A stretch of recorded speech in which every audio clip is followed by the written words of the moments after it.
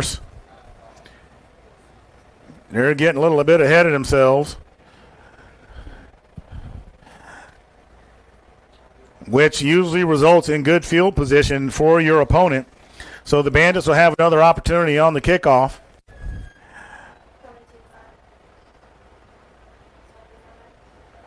Back deep for the Bandits, number 21, and that's Javarius Davis.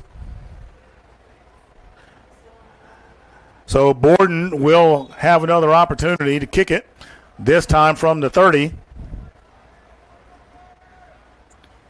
And it's in the air, and this one is going to go out of bounds.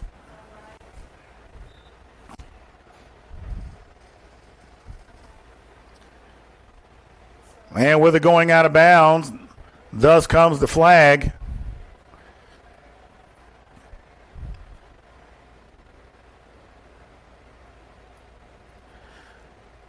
So this is going to be spotted at the 45-yard line. Outstanding field position to open a contest for the Bandits. The Bandits wearing red and white with the black and white stripes. The Force in all black.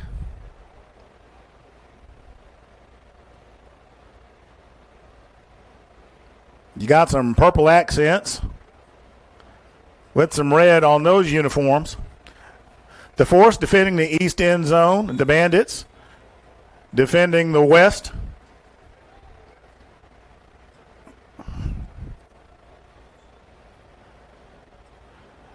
The Force usually known for their aggressive defense. It'll be interesting to see how they come out after that surprising loss.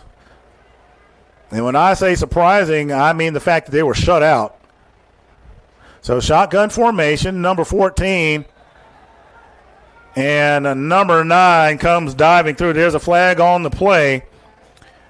Allen Robertson may have gotten a bit aggressive there. And fans, they are working on the clock in the stadium as well. So technical difficulties abound in-house and out-of-house. So with the penalty, the ball goes to the 50-yard line. And with that, it'll be 1st and 5. Number 14 checks his wristband for the play. That is Tremaine Cooper at quarterback for the Bandits. And so he rolls out to his left, points downfield, wants to get set but cannot.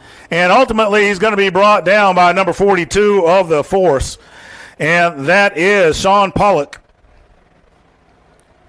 who gets the work done. May have been a loss of a yard or two. Let's see where the final spot is. And the ball will go to the 48, so it's a loss of 2 yards. So with that, it'll be 2nd and 7. Somebody needs to get the down and distance marker moved appropriately. But the ball is at the 48.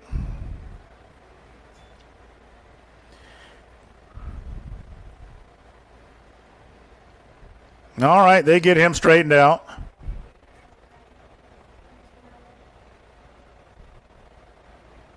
And the officials are having a discussion. Let's see what that's all about. And the officials are having the Bandits check the ball.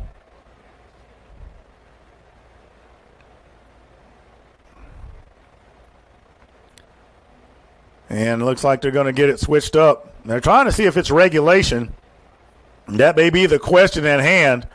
And they're looking at both of them. So let's see what happens here. And this is something you don't see too often on the field where they're checking out the actual football itself. Now, I'm not saying this is a deflate gate situation, but nonetheless, you have to make sure you got the right equipment out there. So they're having that discussion on the field. It'll be interesting to see what the call is. The Bandits coach having that discussion with them to see what they can and can't play with. And, of course, the Force have somebody out there, and they want to make sure that everybody's in agreement with what is happening. And let's see, it looks like everything's okay now, so they're going to get this play underway. Ball is at the 48-yard line. It is now 2nd and 7. Temps outside in the mid to upper 80s. They're playing on the turf, so that means it's going to be about 100 degrees on the ground. That turf is hot, so hydration is very important. And we'll see who's in better shape as this game goes along for sure. A low snap, and that play is going to be blown dead. So we have a flag on the field, and let's see what the white hat has to say. And it's a false start against the Bandits. So as a result of the penalty, it will now be a 2nd and 17. And on the previous, when they were checking the ball, apparently there was an equipment violation. So that resulted in the ball. Oh, no, pardon me. No, I was wrong there. There was no, the equipment violation was solved. It is 2nd and 12 as a result of the penalty. A lot of early mathematics going on. There's the snap and the give to number 25, and he's going to work for some extra yards. That's Nate Hampton, and Turf pretty much did most of the work on that play defensively. He's going to get to the 49-yard line. And as a result of that play, it'll be 3rd and 6 for the Bandits. Meanwhile, we still have no clock here inside the stadium.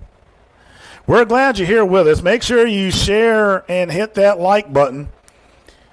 We are on Facebook and YouTube, X, all the social medias. Great football action on a Saturday afternoon.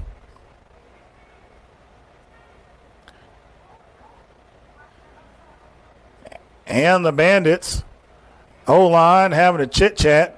Number 99 with the nickname Mr. Smacka talking to his teammates.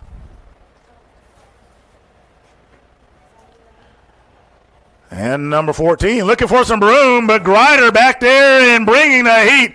And the Turf eventually is going to get him. Grider cleaning it up. Alan Robertson and Ryan Grider doing the dirty work. And a huge loss on that play is going to put the ball at the 34-yard line. So the Force defense doing what it's known for.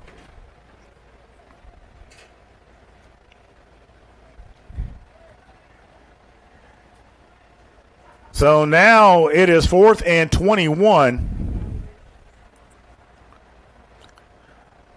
Not fully expect them to punt it here. No reason to try to get fancy this early in the contest.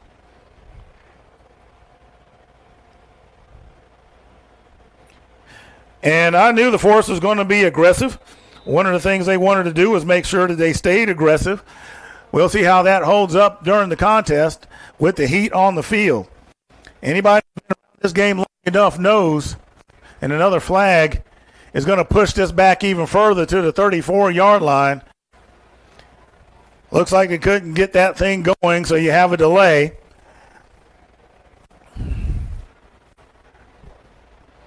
And that's going to work in favor of the Force. Back deep.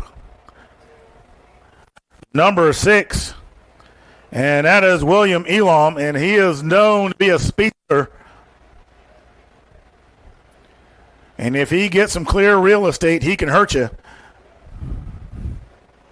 Handling the chores, number 10, Cedric, Mr. Flatline Jones. He's going to punt it, and there is another whistle. And it's a delay of game once again against Bandits. And they are at the 24-yard line. They are definitely making life easier.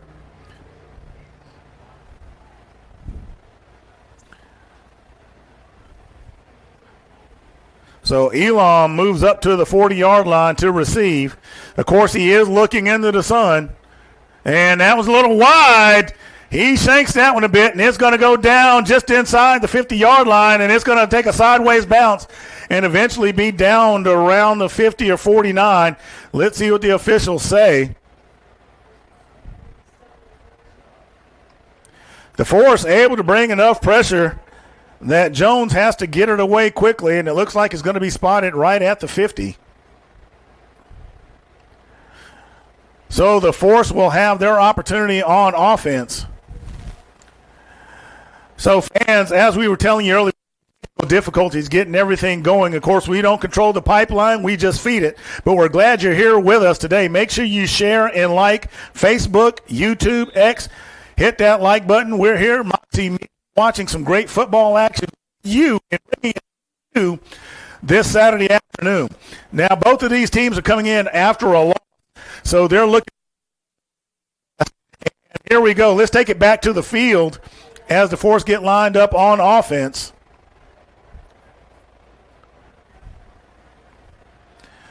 And so they still don't have a clock on the field.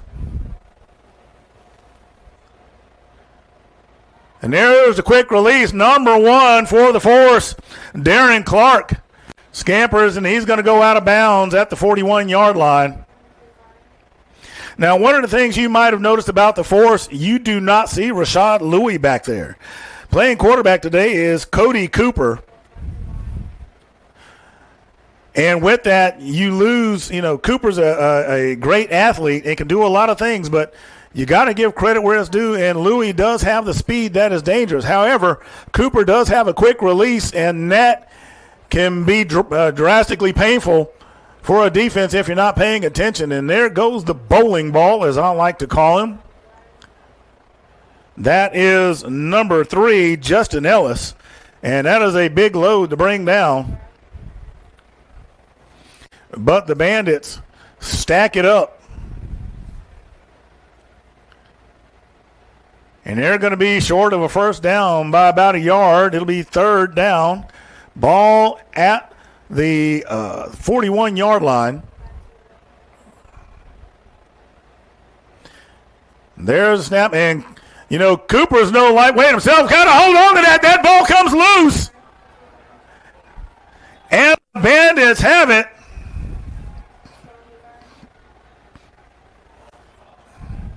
So the Bandits are going to get – those are the kind of mistakes you can't have. Cooper did not tuck that thing in. And the Bandits were able to get a swipe at it. And that's also one of the things you got to think about is that when you have a different quarterback in there, it can really change the aspect of the game for you. And don't think that the Bandits don't know it seeing Cooper under center. So the Bandits come back out on offense. They take possession at the 38-yard line. After a series of penalties, had them punting it back from way inside their own territory.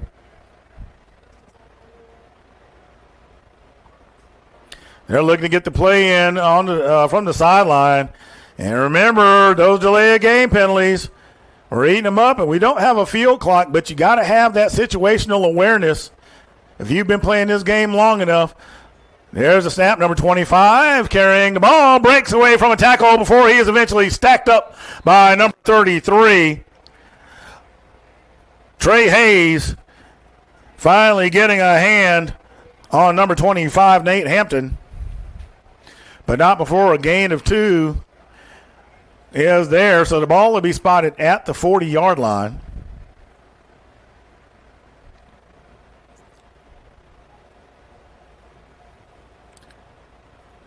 And this will be interesting with the field clock not running, because typically, when you're in play, you can look and you can check that clock, and you're watching it go down, so you understand just how much time you have.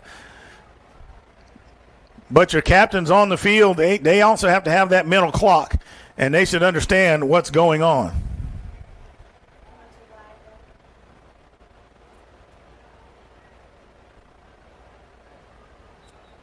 And there's another whistle.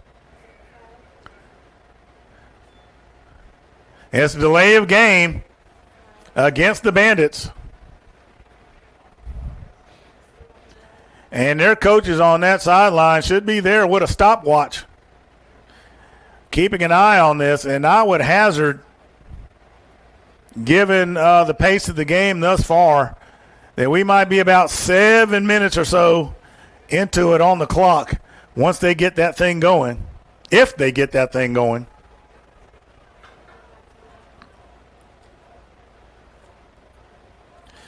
So the 4 showing blitz, snaps a little low. 14 rolls out to his right. Grider in pursuit. He has to get rid of it quick. Has the open man, and Davis fumbles it, but it goes out of bounds. So the pass is complete to Davis. He's going to be brought down by Elam. Ball is fumbled.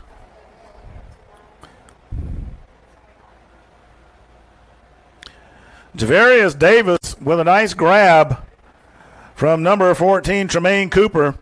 Gets a huge chunk of yardage and puts them into the forced territory. Ball is spotted at the 40-yard line. The fumble goes out of bounds.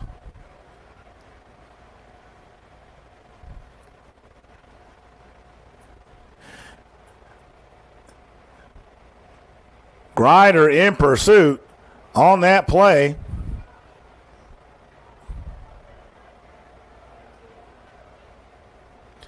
So we've got 4 wide. Number 14 trying to find some room, puts it up. And that pass is going to be caught out of bounds. That pass, that is incomplete. And it looks like they're going to give it to him. So let's watch the replay here. Number 14, Tremaine Cooper puts it up, and he is running, and he gets that thing out of bounds. He is not in bounds when he catches that ball, so it comes back to the 40. They do get it right.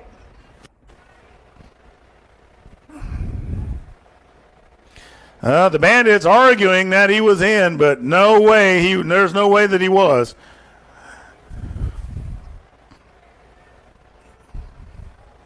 So for you fans watching, I promise you, we got a pretty good look at that.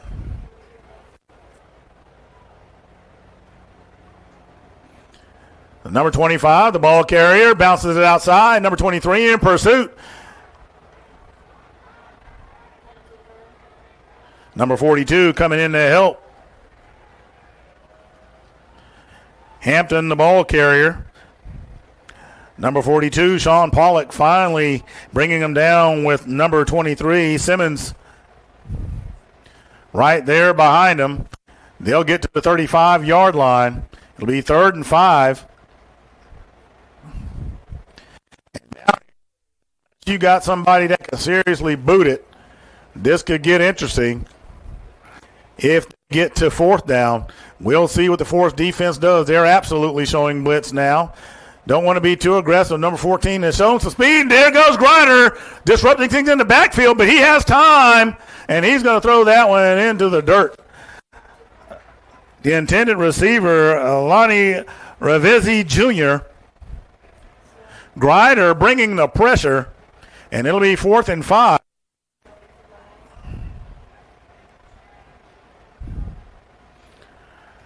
And this is not an area where you will punt it. So I expect them to go for it, and we'll see what happens. Too far to kick it, too close to punt it. 5 yards short.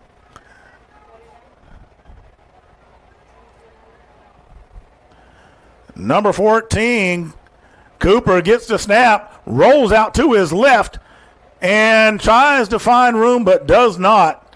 And he's going to go out of bounds at the 38-yard line. And the Force defense slams the door on that series. So the Force will take over on offense.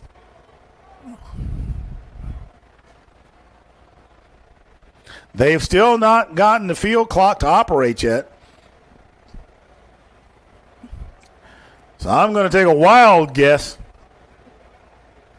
and say that we're about 4 minutes remaining in the first quarter of play.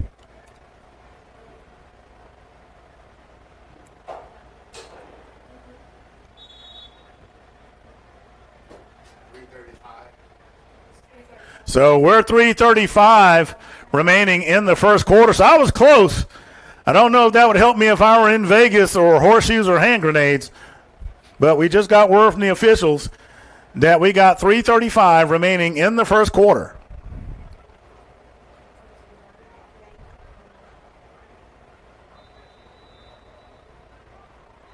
And we have whistles all over the field.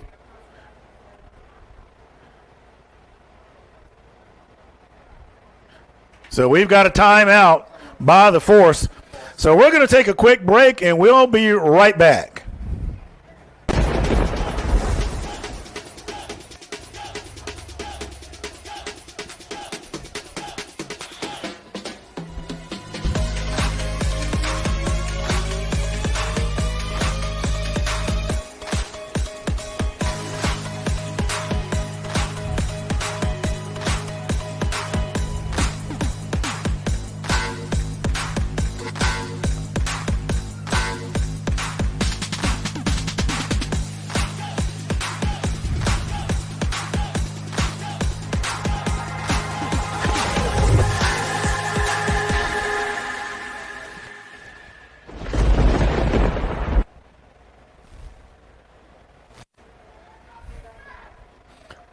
All right, we are back after the timeout. The Force defense slams the door on the previous drive for the Bandits. And now we're on offense. Ball at the 38-yard line. The gives the big number 3, and he is taking some folks for a ride. And he's going to get to around the 43-yard line.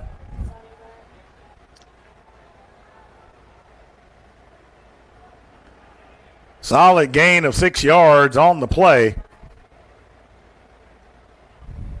That'll bring up second down for the Force.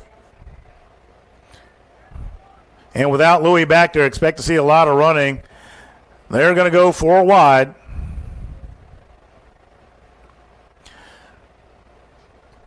There's the snap. Has to get rid of it quick. And has the open man, number 5, is going to be met by several tackles, including number 1, Carson. Clack, the receiver. And looks like there's going to be a flag against the Force. And it's going to be holding, so that one will come back. So Clack with a nice reception and a gain, but that is going to be negated by the holding call. And that is a spot foul. There are 2 flags on the field, so we'll see where that is going to be marched off from.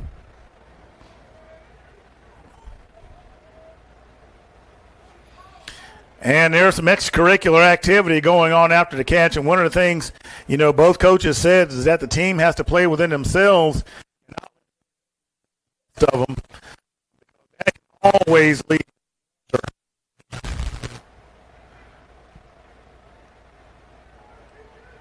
So we've got a holding call against the Force. And we got a personal foul against the Bandits. So the penalty's offset. The down should be replayed at this point.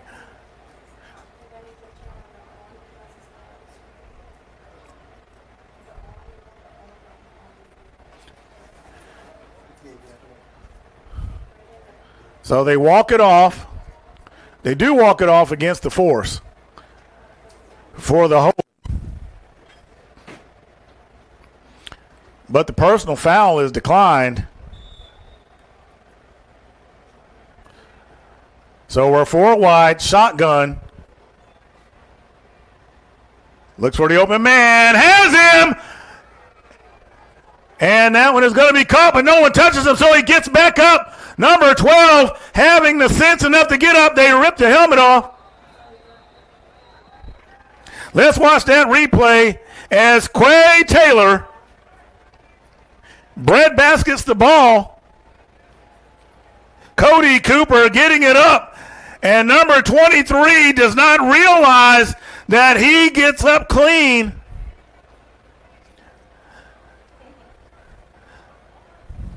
I believe that may have been Malik Hunter that did not pay attention in class and got burned for the extra yardage. And, of course, got a hold of the helmet, too, so that tacks some on the end, and the ball goes to the 5-yard line. And it is now 1st and goal to go for the Force.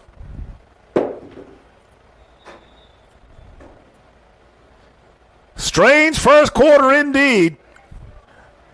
There's a handoff to number 34, and the turf gets the best of him. And he's going to go down at the 1. Number 34, Quadri Terrell, tries to cut it back inside, but the turf monster reaches up with his hands and grabs his ankles. So it'll be 2nd and goal to go. And that ball is about the 1.5 yard line.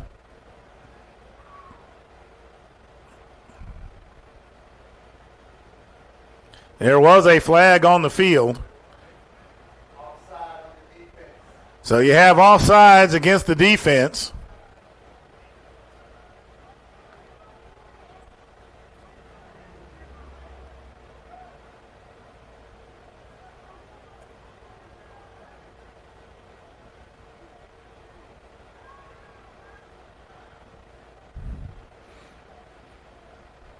Big number 75 out there for the Force.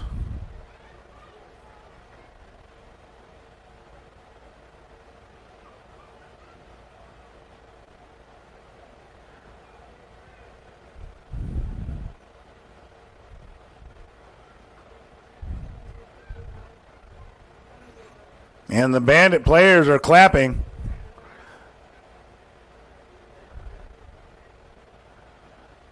So there must have been something that went completely wrong there. And it looks like ultimately it appears like there's more of a false start.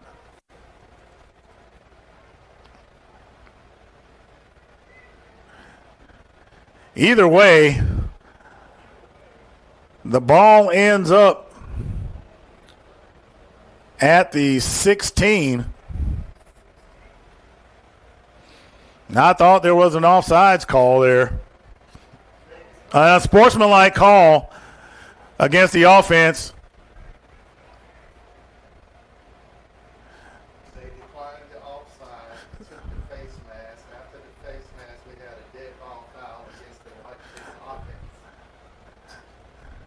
So the offsides was declined. And then you have a dead ball foul. And therefore the ball ends up at the 16. Like I said, this has been a strange first quarter.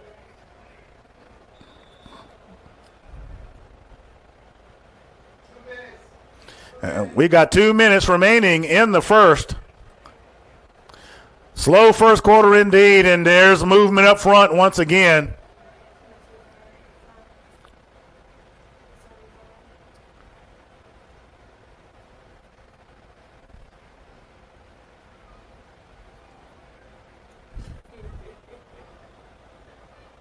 And it's offsides against the Bandits.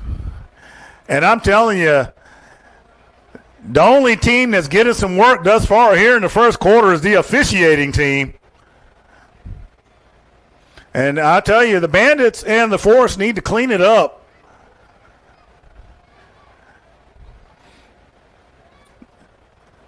This has been a penalty-filled, error-filled first quarter. So Cooper gets the snap, gets it away, and that one's going to be broken up by the Bandits, number 6, Quan Curtis.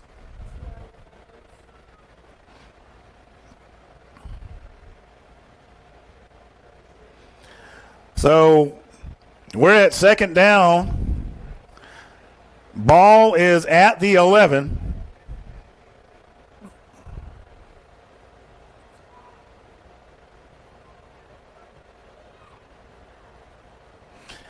And I'm not sure what to make of the first quarter, but the coaches have got to get these teams settled down.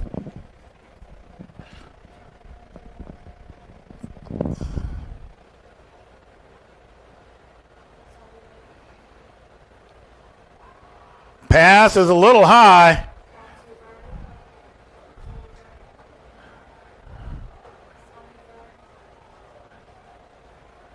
That's going to bring up 3rd down.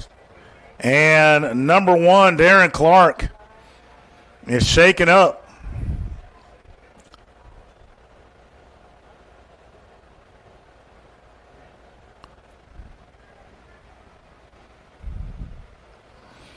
So we'll see if the Force can make anything of this drive. They are well within their field goal kicking range.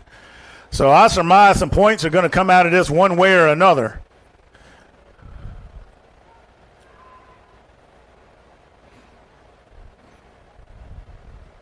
Now, Cooper has played under center before, and some of the dynamics do change offensively. There's a give to number 3, and he is eventually going to be dragged down. Number 22, LaDerrick Hamilton, brings down big Justin Ellis.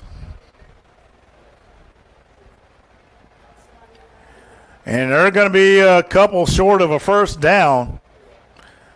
So it'll be interesting to see what the Force does here. And that is the end of the first quarter. Your score, 0-0. And fans, I've got to tell you, there was a lot of mistakes here in the first quarter. You had penalty after penalty, penalty offsetting penalty, penalties where you had to do the math to figure out ultimately what would be assessed.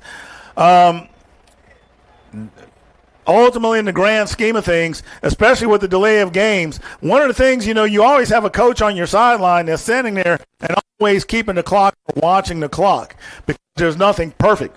Nonetheless, they're going to go ahead and swap sides as the Force will now move to the other end of the field. So we're going to take a quick break, and we'll be right back in just a few. I'm Freddie Flowers, the voice of Moxie Media. We're glad you're here with us for this contest featuring the Force and the Bandits. We'll be right back.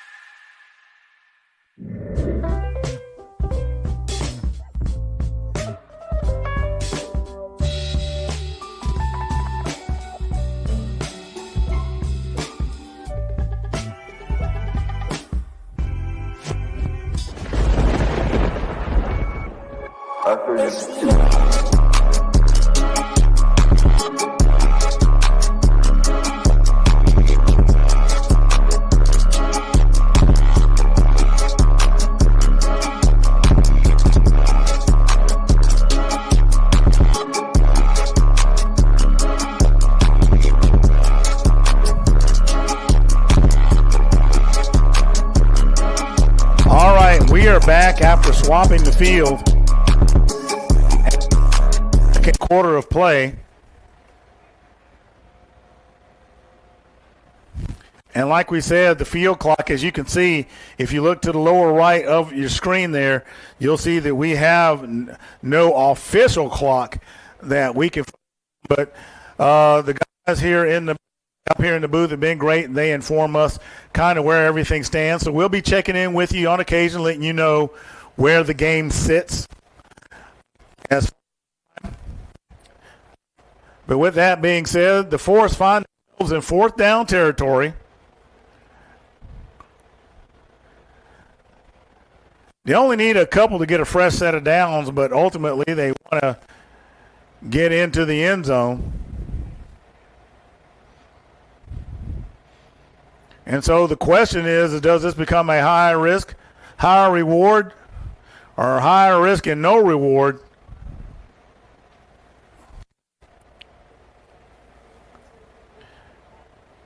Cooper is talking to the other big back.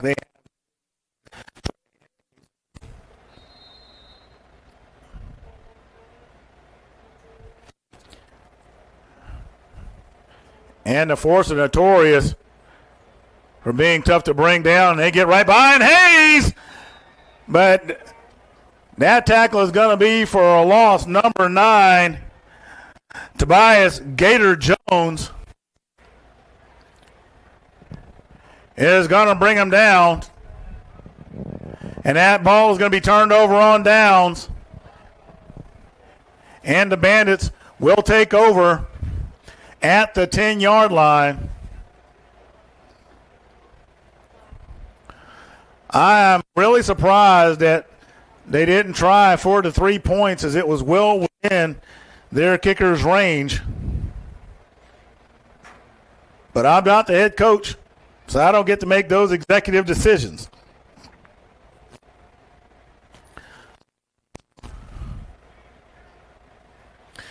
Now we'll see what the force defense does, because the Bandits, pretty deep. And Grider has been playing around in their backfield all day, bringing pressure and havoc. Jermaine Cooper to get and left or roll right or get rid of it quickly.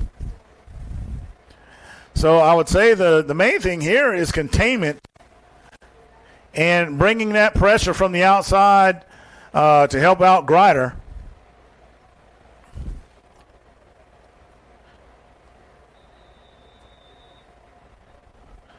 And they've got Robertson right there at the nose.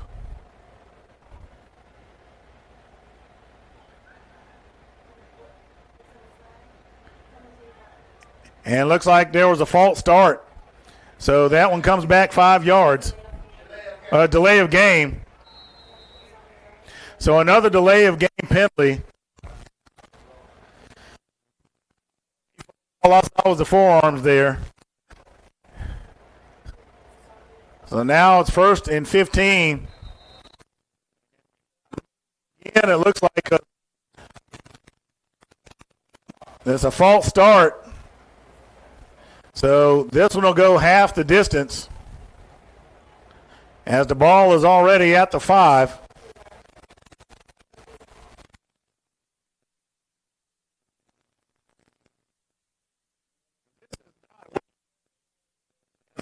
The 4. At this point, I fully expect the force to bring everything but the kitchen sink and an extra Dawn dish detergent. So, our on the field camera there, folks. This is how we like to bring you the action in Moxie Media. This is going to be interesting. Number 4 doesn't have a snap. Rolls out of bounds. Now, I'm not sure if he got out of the tackle box. So, yeah, he's good. But he had to get rid of it quickly.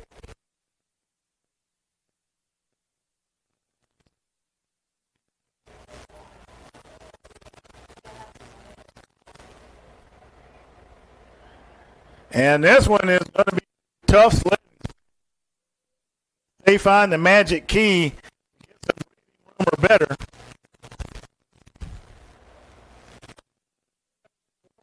They're going to keep him and guarantee he's doing extra blocking.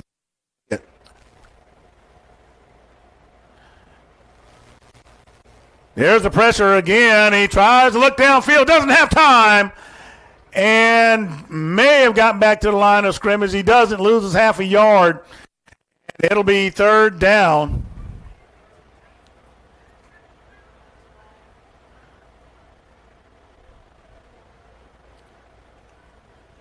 So 3rd and 18 for the Bandits.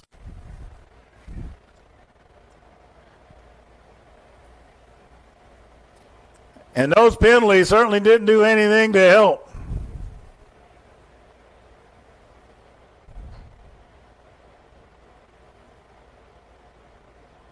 Official, speaking to Morris, getting him to understand that he has to keep a cool head, and that's what you want. Nobody wants to be in this situation for sure. But you got to know that all the pressure in the world is going to be coming. This time they hand it off, and he gets to the 1 before Grider swallows him up.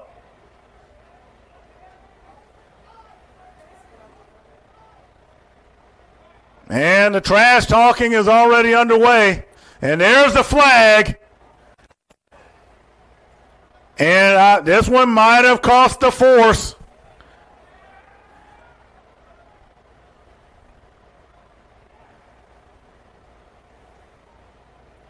And if this unsportsmanlike happens, this is going to get the Bandits out of a jam.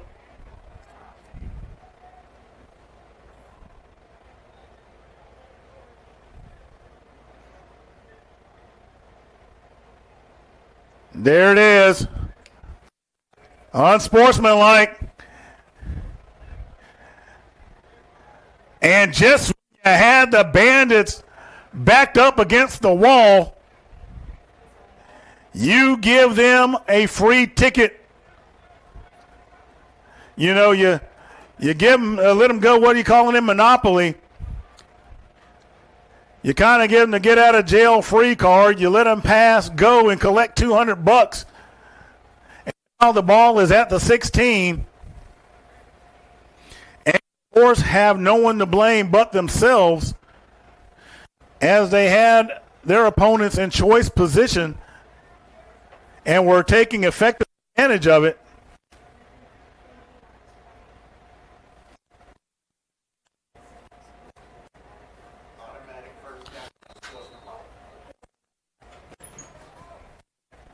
That unsportsmanlike call.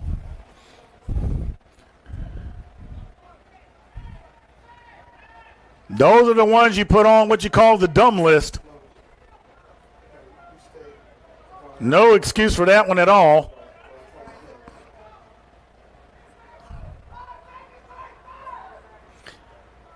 So 1st and 10 from the 16. There's a handoff to number 18, and wow, what a shot. Number 28 and number 33 in on the stop. Jatori Drake, the ball carrier. Simmons in there getting some of that action. That was Trey Hayes coming in, some serious cleanup work on that play. Still out of it as the ball goes to the 17-yard line.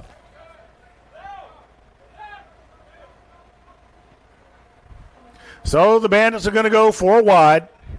Shotgun formation. Cooper gets the snap, has to get a hold of it, gets out of a tackle. Grider back there once again, puts it up, and it's caught. Number 7, Lonnie Ravizzi Jr. with the catch. But Sean Pollock makes him pay for it. Nonetheless, it's 3rd and 1.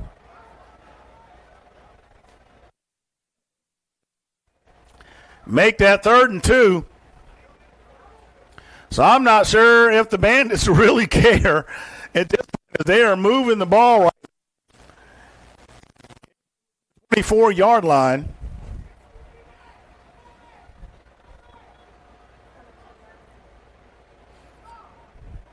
Big 3rd down right here for the Force.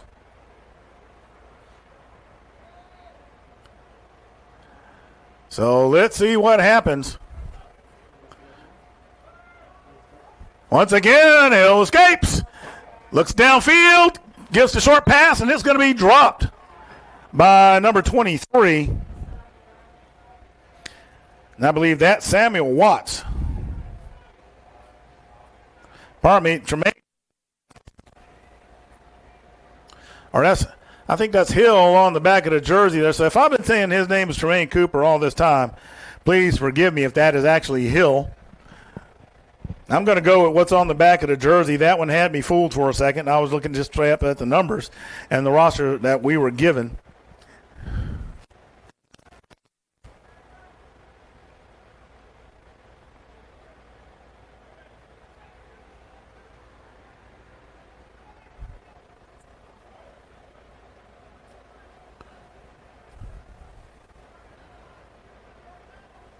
So the Bandits are going to call a timeout.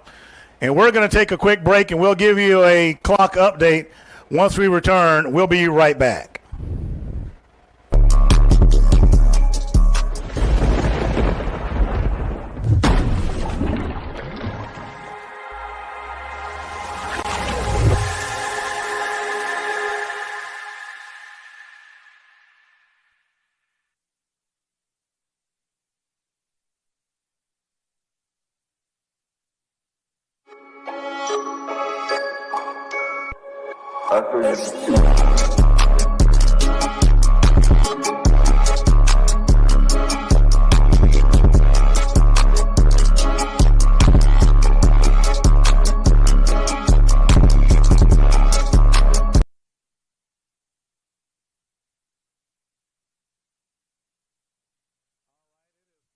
$8:12 remaining in the half.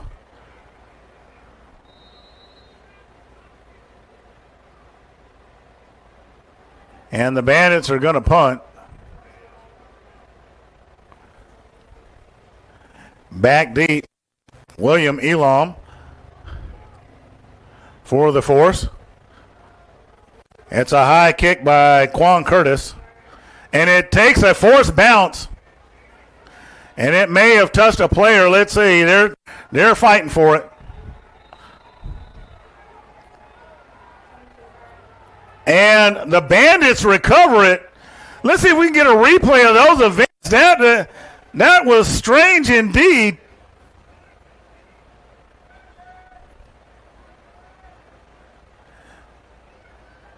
So you see him scrambling there on the ground. The kick goes up and then goes, and it takes a bounce in favor of the force.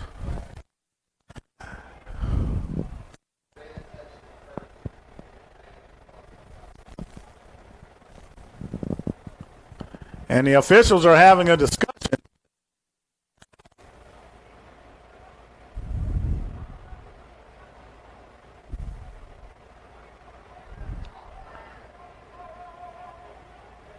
And it looks,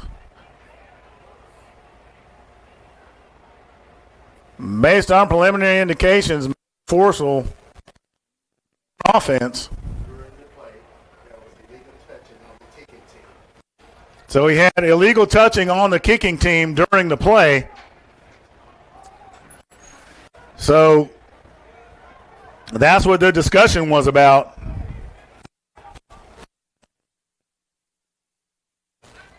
And we want to give a big ups to the officials here. They're helping us to sort a lot of this stuff out when they have those discussions on the field.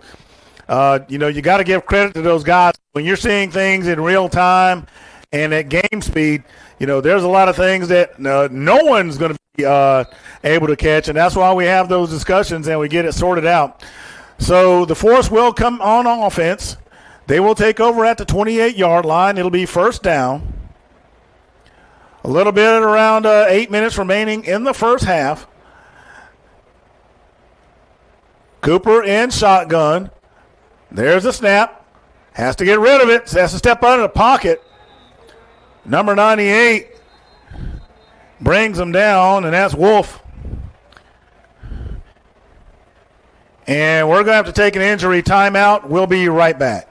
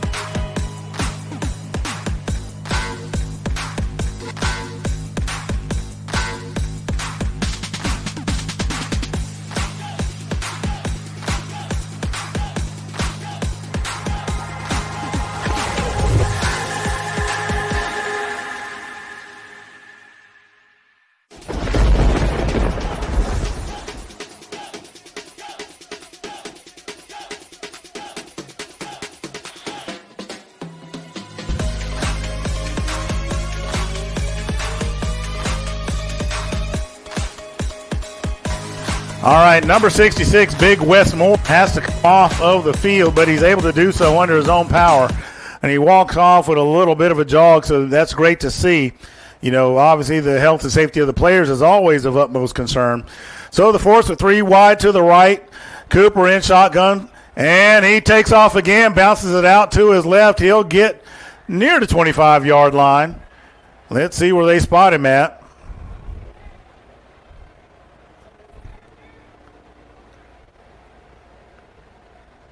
He's going to get to the 26. So that's going to bring up 3rd and long.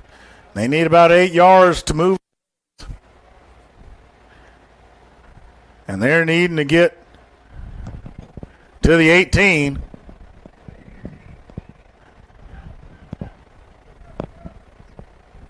We'll see what kind of adjustments the force makes with the change on O-line. Cooper with the snap, looks downfield, looks for an open man, has him.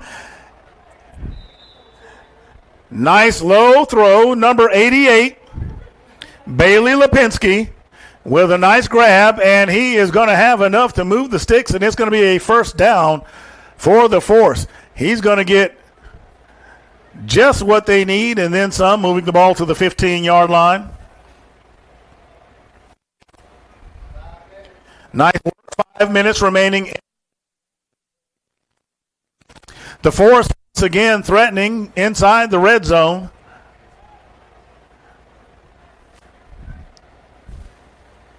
Fully expecting a touchdown.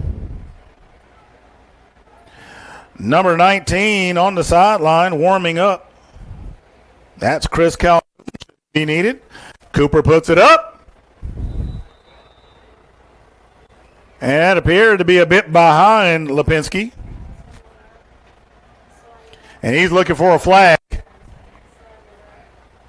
that'll bring up 2nd down.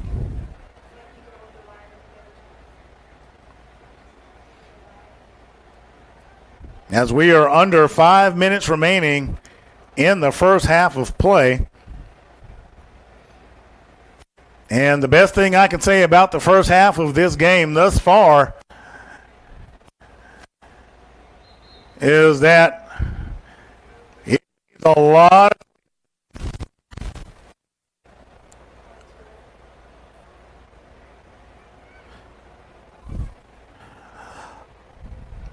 So Cody Cooper to call from the sideline. They remain 3 wide to the right. Single man in the backfield. Cooper. Yeah. And that is way overthrown for Bailey Lipinski. All sail on Cooper.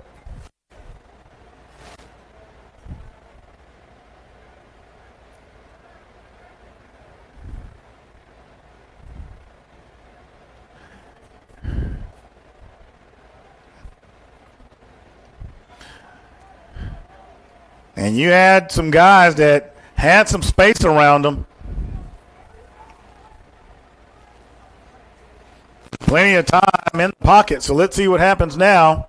Cooper back there, looks around, has some real estate, has time, puts it up, and that one is nearly picked off. That's another one that sails, and number 1, Darren Clark, becomes the defender, and it is now 4th down. Here comes number 19. I told you he was warming up on the sideline before. This is Chris Calhoun.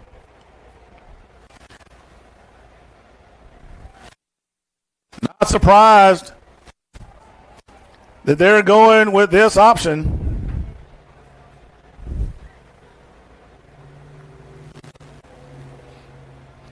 And as thus far, points apparently going to be holding is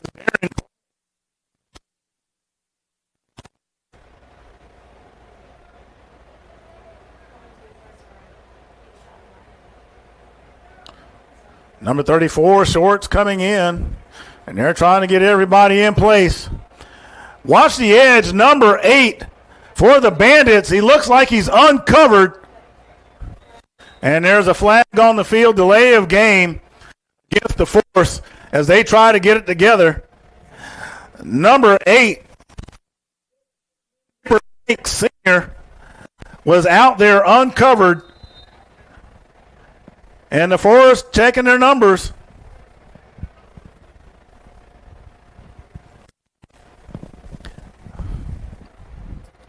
Banks had a clear shot. That ball would have been snapped. So let's see what happens now as they address that one. He gets it up, and it's no good. It's a bit of a rough hold for him to kick at, so it is what it is, and it's a windy day on top of that. There's a flag on the field. Offsides against the Bandits. So another opportunity. And this time it's a lot easier for the Force. So they get an opportunity to clean this one up. Wash, rinse, repeat, as they like to say.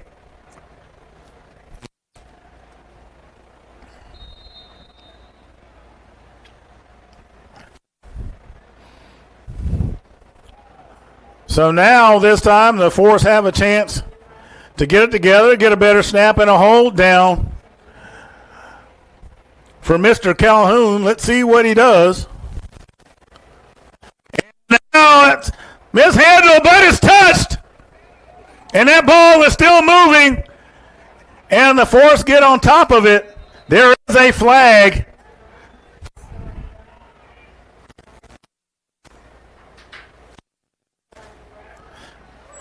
Looks like there may have been a personal foul. We'll see what that is.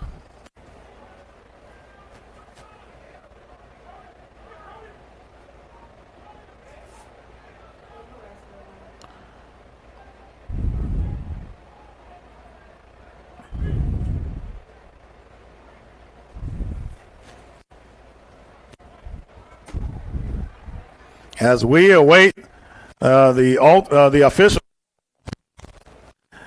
What a confluence of events.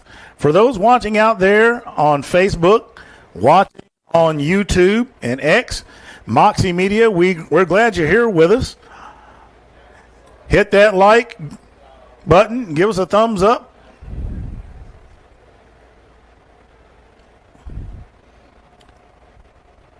And there's an extended discussion going on.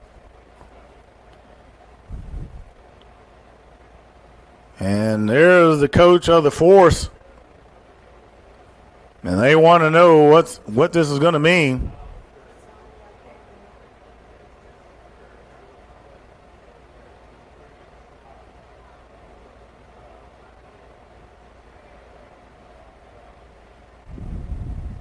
So it is a personal foul.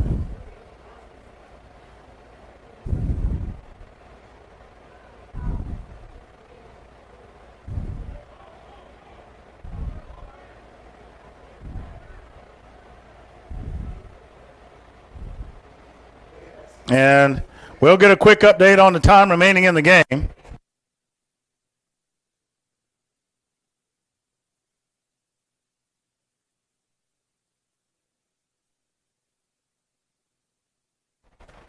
We've got 2 minutes remaining in the first half of play.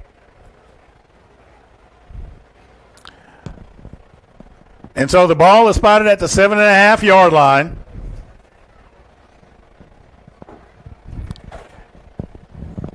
As the personal foul goes against the Bandits. Automatic first down.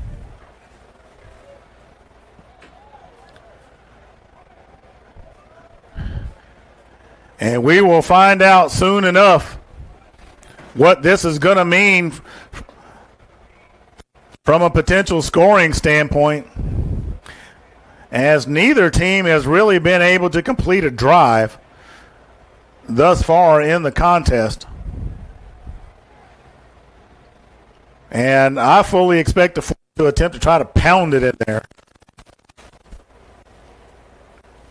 You see big number 3, Justin Ellis, out there. I was talking to him earlier. And he was asking me if I could call him something else besides bowling ball, maybe wrecking ball, Mack truck, the diesel. I said, I like bowling ball. We're going to go to our on the field camera. And one of the things I want you to watch, and that's what I'm saying, when you get long periods like this where the game is slowed down, this actually can wear a player down further because of the temperature.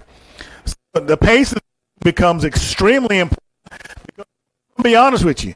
They're down there on that turf when it's about 90 degrees outside and the sun about at its peak during the day, and you're like a rotisserie just kind of sitting in that oven twirling around. So you want to keep the game moving. That's how you keep the players fresh and from getting stiff, and also from developing those cramps, which you never want to see. And hydration becomes super important.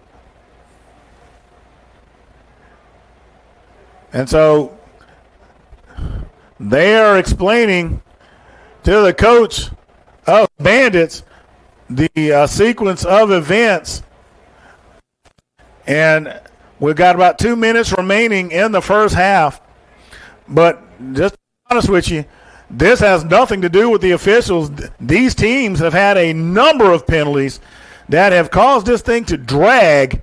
Thus, here we are.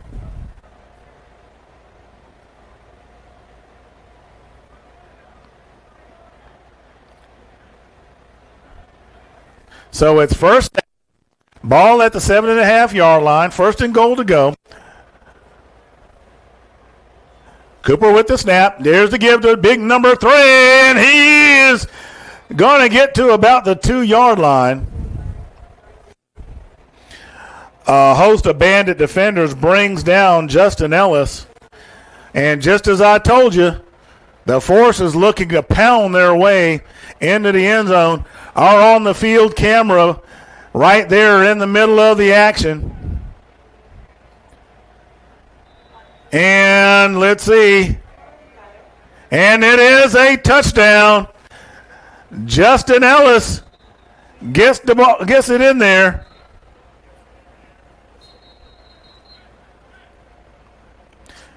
That's big number 3 right there. And there's a handoff. Boom.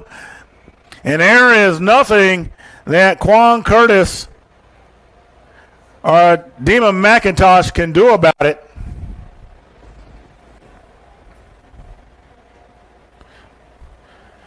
Here in this NDFL contest. And there was a penalty on the play that was declined, so the score stands.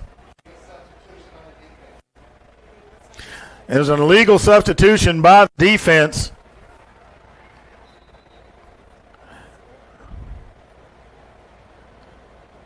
So number 19.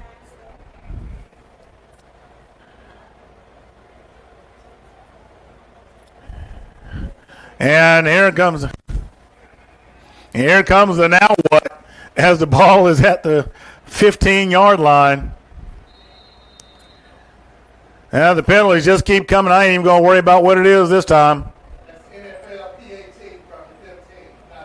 And it's NFL PAT by rule here in this league.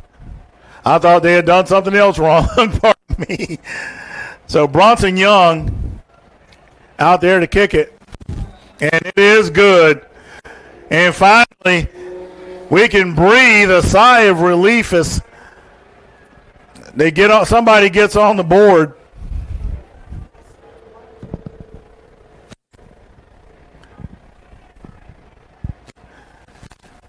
So pardon me, because you get so used to the ball moving back and forth and back and forth and back and forth. There was actually nothing wrong this time. NFL rules, a kick from the 15, but it's good nonetheless. It is 7-0 for the Force. About a minute and a half remaining in the first half of play. 123 to be exact.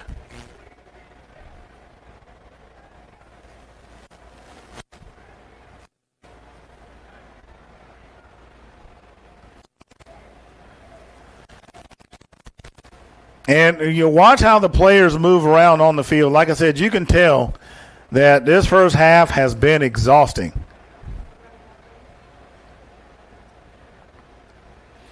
One of the things you want in the game, you want pacing and you want consistency.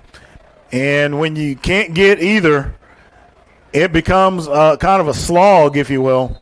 And that'll do more to wear you out than anything.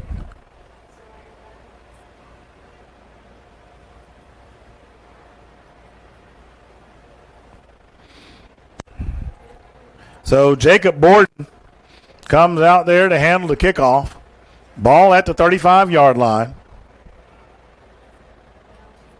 Back deep, number 2, Xavier Tolliver.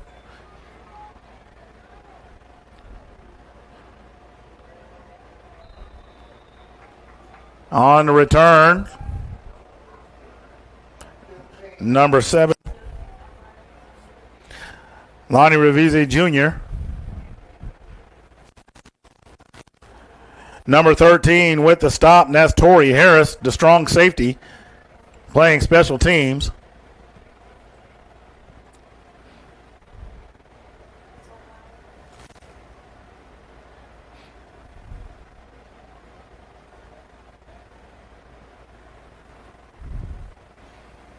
And that wind out there blowing some debris out onto the field. I think they got it. It was a water bottle.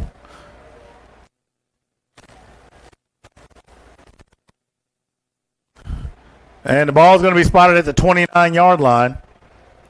So it's 1st and 10 at the 29.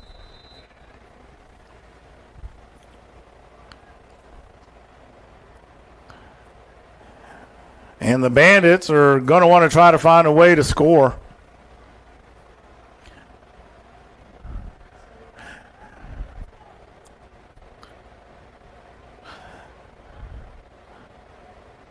Bit of a high snap. Number 4 is the ball carrier. He's going to be brought down quickly. That's Taquan Ware. Number 15 on the stop for the Force. That's the linebacker, Bernard Smith. 1 minute remaining in the first half. Loss of yardage on the play of about 2.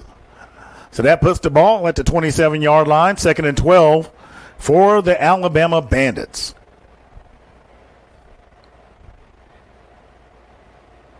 And it'll be interesting to see what happens in the second half after some adjustments are made, and probably a decent talking to for both teams.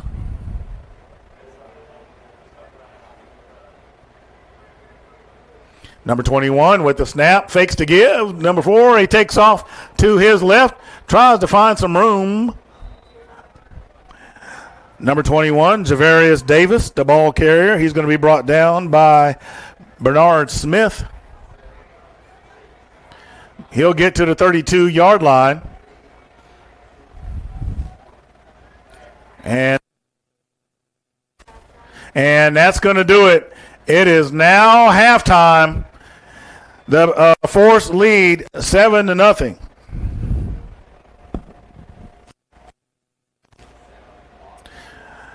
So, you know, if I had to describe the first half, it would remind me of a dirty T-shirt, because there were so many penalties, false starts, delay of games, personal fouls. I mean, I'm not sure, you know, it's kind of like going to a pizza restaurant and trying to check out all the toppings off the list. One of the things they're going to have to do is get these guys settled down.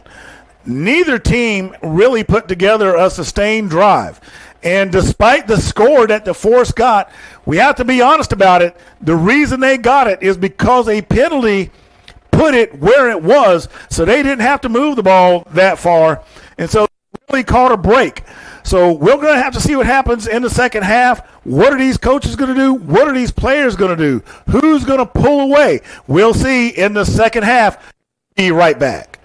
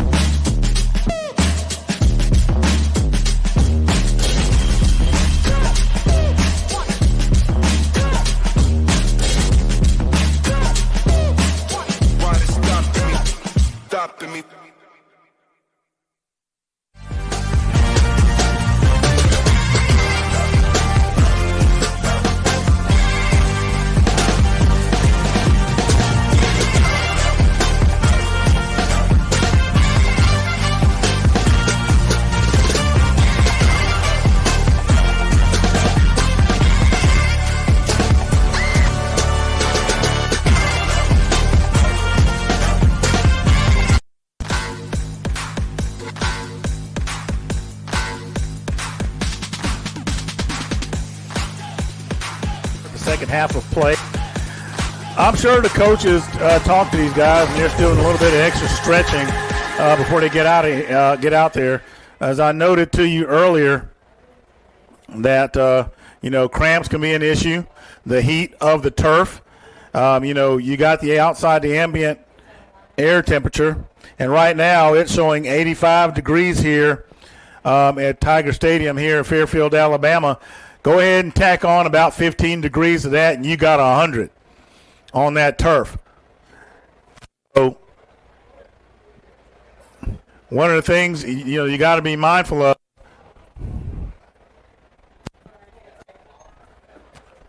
is that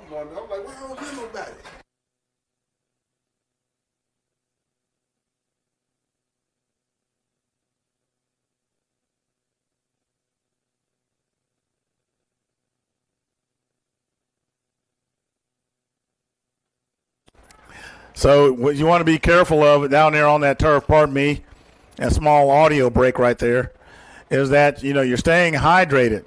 Now, the Force get a score late in the first half. And by the way, you'll notice we've got the clock running, so if you look right. So big ups to the team here for getting that going again. But the Force come away with 7 points late in the first half. They're also receiving to start the second half.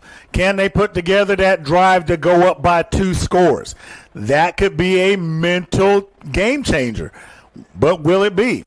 We'll see. Number 10, Cedric Mr. Flatline Jones sets the ball to kick it. Back deep.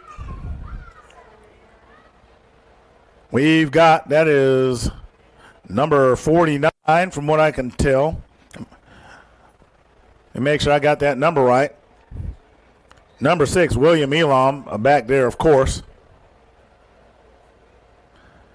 That jersey folded up for the other deep man.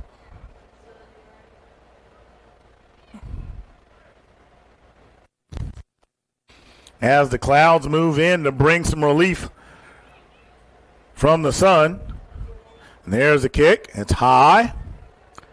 And that was going to be fielded short of the deep man. And he is driving his feet.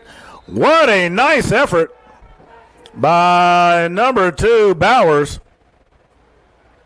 Fred Bowers taking some players for a ride. And he's going to get to the 50. Or very close.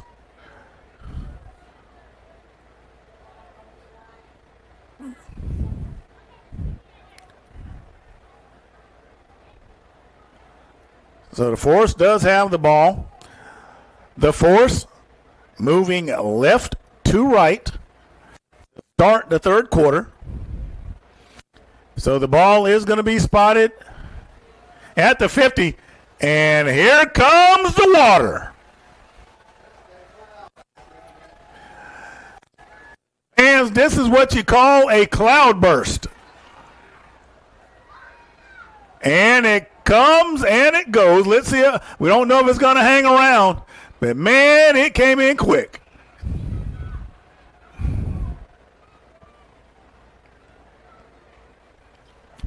So there was a flag on the play.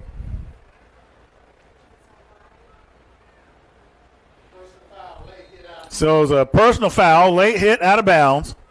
And that puts the ball at the 33-yard line. So 1st and 10 for the Force. And the handoff to number 24. Breaks some tackles. Manages to stay on his feet. It's still going. Bouncing it out to his right. Let's hit the replay on that one. Number 24, Ty Dunklin, the speedster. Watch him bounce it out to his right. Dares to give by Cooper. He counters it to his right. Now look at that tackle miss right there. And keeps on going, and he'll get to about the 23-yard line. And it's going to be spotted at the 22. And not much happening on that play as number 9 wraps up Dunklin. Number 9, Tobias Gator Jones. Chews him up, no pun intended. And a loss of yardage puts the ball at the 26. And it is second down. And we got a small goalie washer going on right here, fans. You can see what's going on, and everyone's trying to adjust their cameras. A lot of wind. It is second and about 14. Forrest, keep it on the ground. Obviously, you can't throw it when it's wet like this. And Dunklin's going to be wrapped up by number 34, Dima McIntosh. Rashad Christian, a part of that action.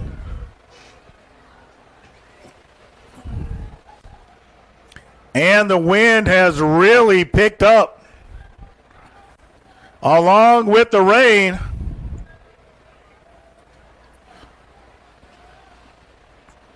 And you know what they say in football? You keep on playing. So it is 3rd and 14. And there's movement up front. Big number 99. Navion Hampton comes across, and that's an offside. So that'll make it 3rd and 9. The ball will go to the 26. The wind helping to roll it into position.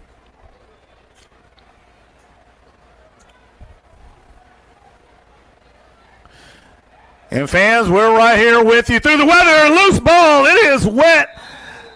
So Cooper can't get a hold of it, but he does get on top of it to avoid the turnover.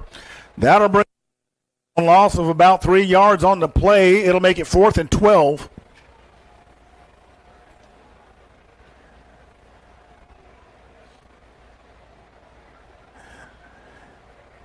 And this is going to be kind of weird. And I mean, that wind has picked up, and it is howling.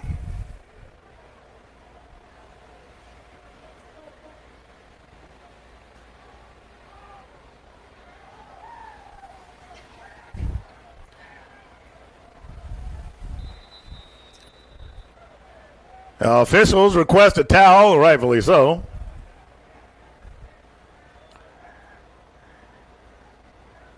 And I have to admit, they try to dry off the ball. Even I'll chuckle at that one at this point.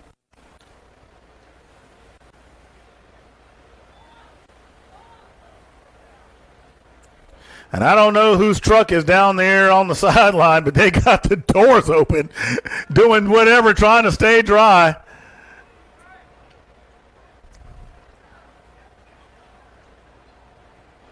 They are under the truck, in the truck, on the truck.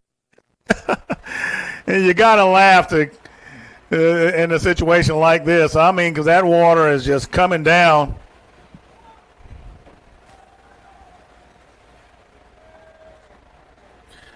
And the sun has popped through.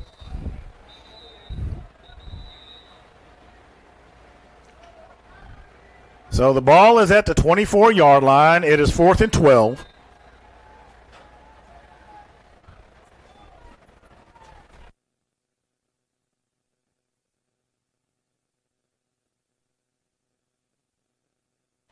Cooper tries to handle it, but it's loose because it's wet.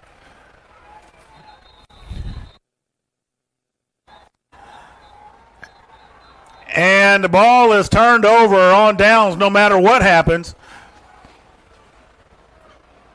And I'm just going to give that entire play series to Mother Nature, because she rolled in and wreaked havoc. So the Bandits have the ball, but here's the irony. The rain is going to be blowing into their face, given the direction of the wind.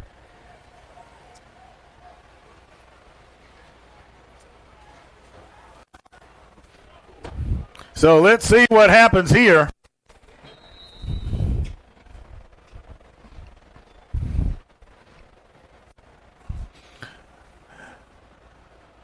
And I can guarantee you're not going to see a whole lot of aerial action because it is so wet out there right now.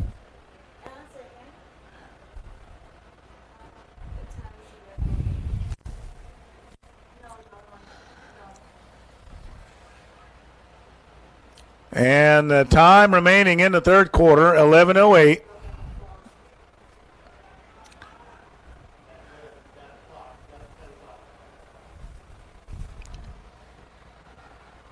So the snap falls to the ground. There is a flag, and that is definitely going to be holding. Grider back there wreaking havoc, and tell somebody grabbed a hold of him. I'm not surprised by that one. Snap gets away from the QB's hands, and I mean, there was just nothing he could do. And that is Hill, number 14.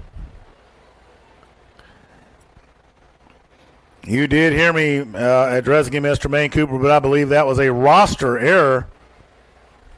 So we're going with what's on the back of the jersey.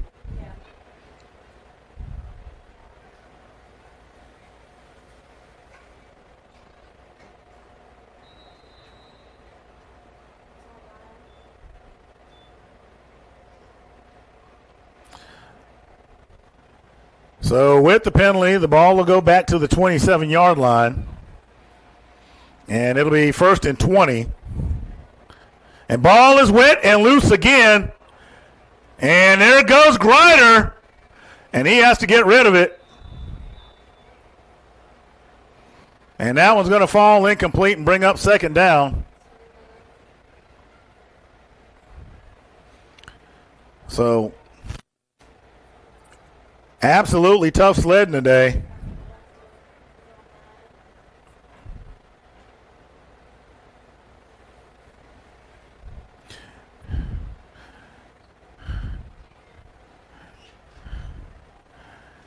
As Mother Nature is giving no quarter to anybody.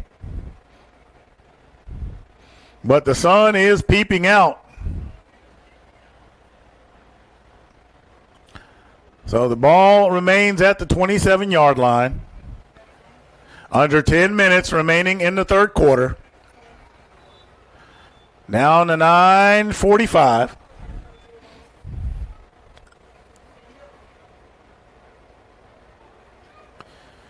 And there's a penalty.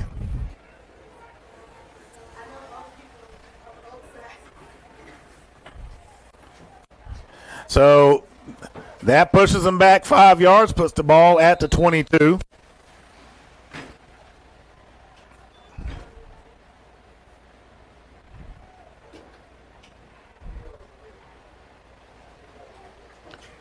He's going to try to put it in the air. He manages to get the pass complete to 0. Number 99 brings him down, Monte Orr.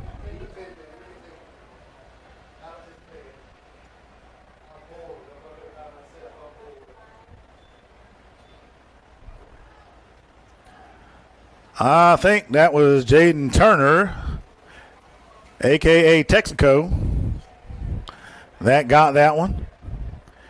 He'll get the ball to the 25-yard line.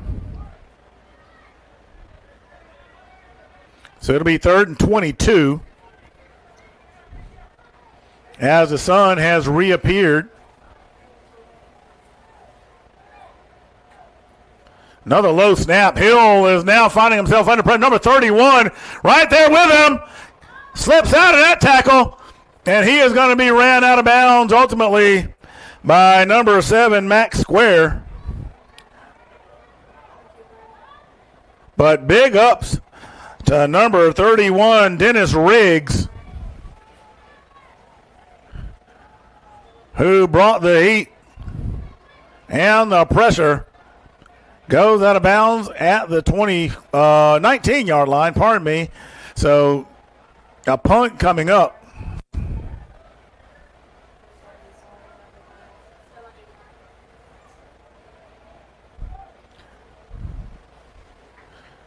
Well, it doesn't get any better than that. After a weird first half, we get a weird start to the second half.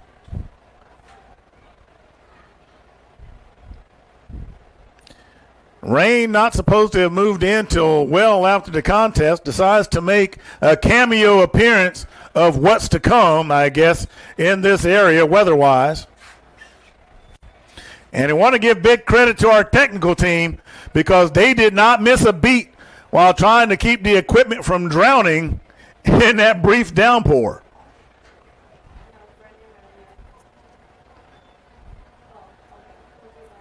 And it looks like another delay puts that one at the 14 now.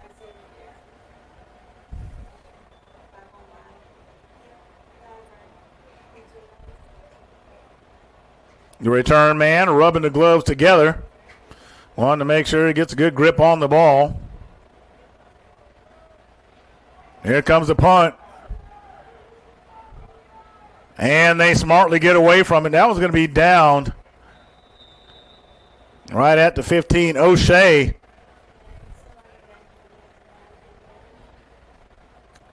Well, down it at the 46-yard line. It remains in Bandit territory. 7 minutes remain in the first half. Force leading 7-0.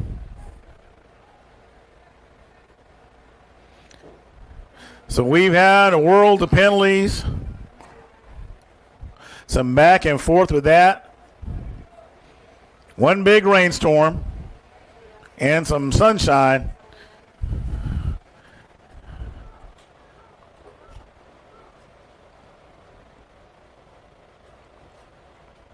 Cooper gets the snap, looks to put it in the air, has plenty of time. Has the open man, but he's picked off.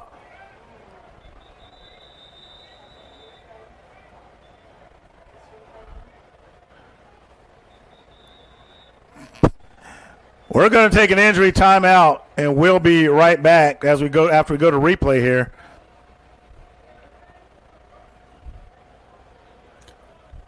Had the open man, but the pass was thrown short. So we're going to take an injury timeout, and we'll be back.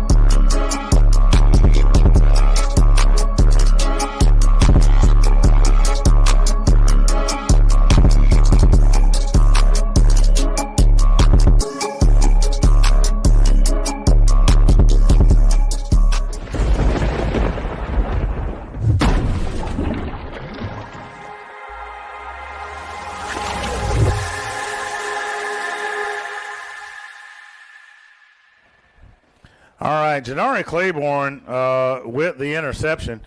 Had the open man. Number 12, Quay Taylor, had a few steps, but the pass was thrown short. And effectively what appeared to be a double coverage. So the Bandits will get the interception, it looks like. Unless that thing fell to the ground and I didn't realize it.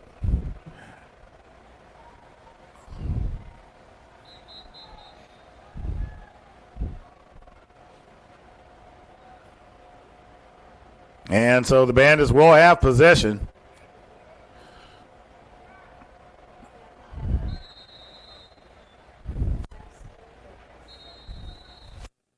.640 remaining in the third quarter. after injury timeout. And we've got another timeout on the field by the Bandits. So we're going to take another quick break as well, and we'll be right back.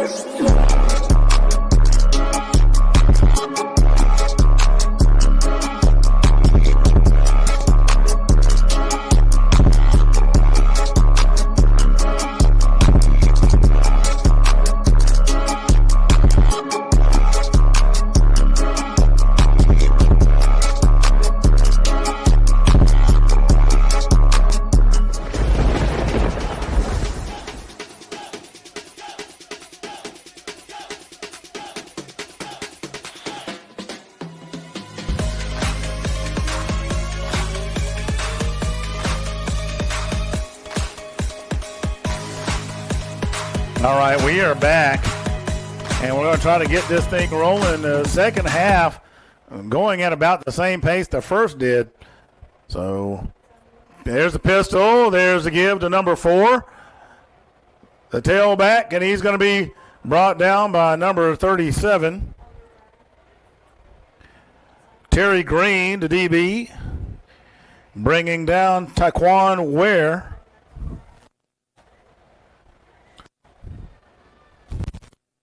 Play 4 yards. Ball will go back to the 19. It'll be 2nd and 14 for Bandits. And let's not get it twisted. The humidity in that field, I mean, it is wet. So that water is still a factor and will be for the remainder of this contest. Low snap.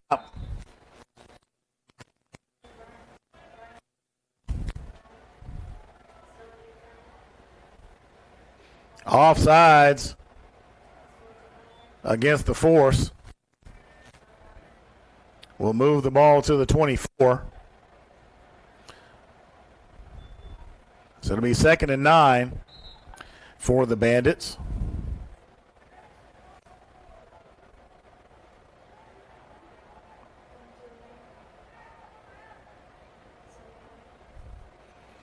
And once again, neither team really able to get anything going. Low snap. That play goes nowhere. A host of forced defenders. The ball carrier, number 23. And I believe that's Malik Hunter.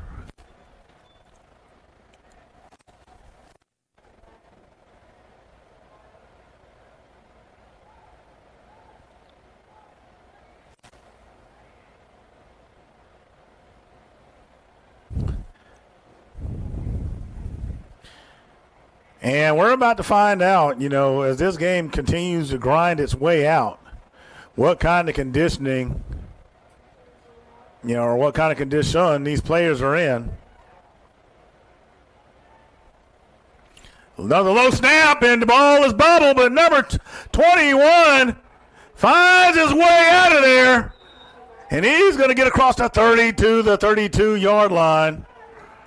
And he's going to be just shy of a first down. Let's see. Nope, they're going to move the sticks. Nice work by Javarius Davis to get the Bandits out of a potential jam.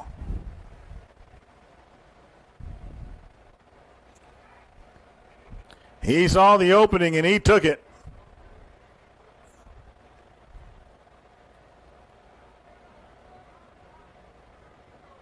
So very nice work on the part of the Bandits on that play.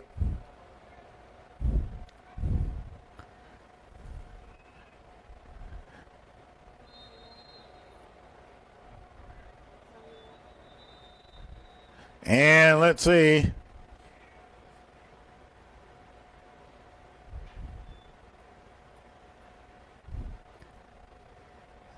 Officials speaking with one of the Bandits coaches.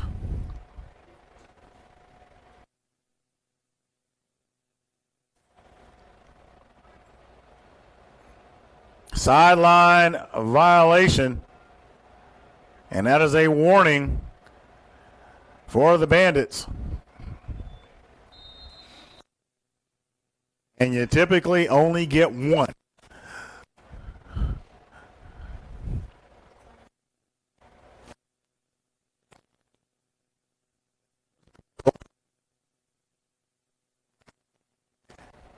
And number 25, the ball carrier.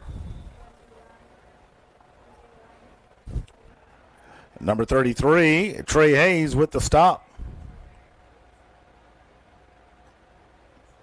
Nate Hampton will get 4 yards on that carry. It'll be 2nd and 6, ball at the 37-yard line.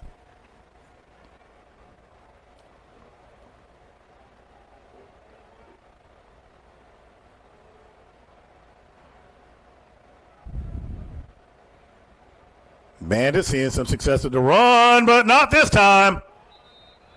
Ryan Grider right back there.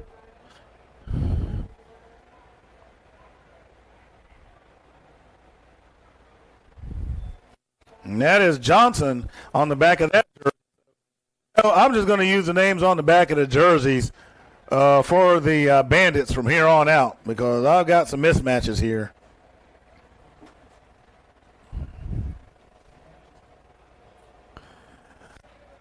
So a loss of yardage on the play. That brings up 3rd down and 9. The ball is spotted at the 34.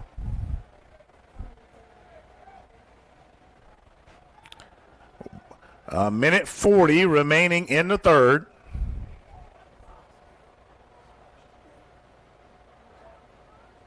Another low snap. And this time, it's nearly picked off. Number 21, Rashad Clark right there to try to get a hold of it, and that's going to bring up 4th down. Those low snaps being a killer for the Bandits.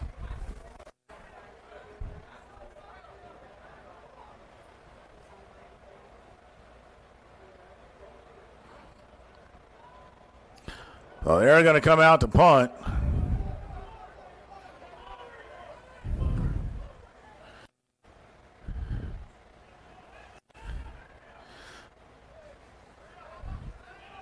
We're going to see if the Force can come up with anything offensively. I'm going to give them a bit of a pass. And, whoa, Nelly, to use an old phrase. And when it goes wrong, it can really go wrong. And that's what happened to the Bandits. And we're going to take an injury timeout, and we'll be back.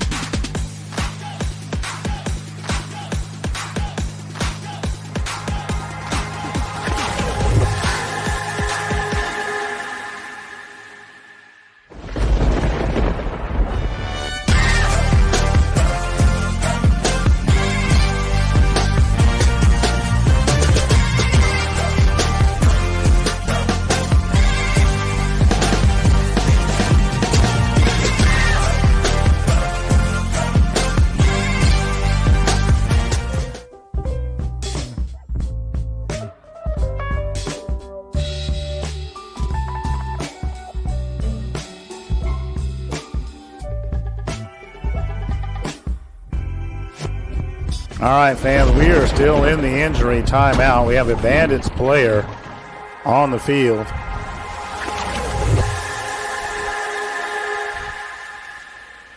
and want to make sure that he's okay. And whatever we have going on down there is, I mean, all injuries are serious. And this one seems to be, obviously on a greater scale.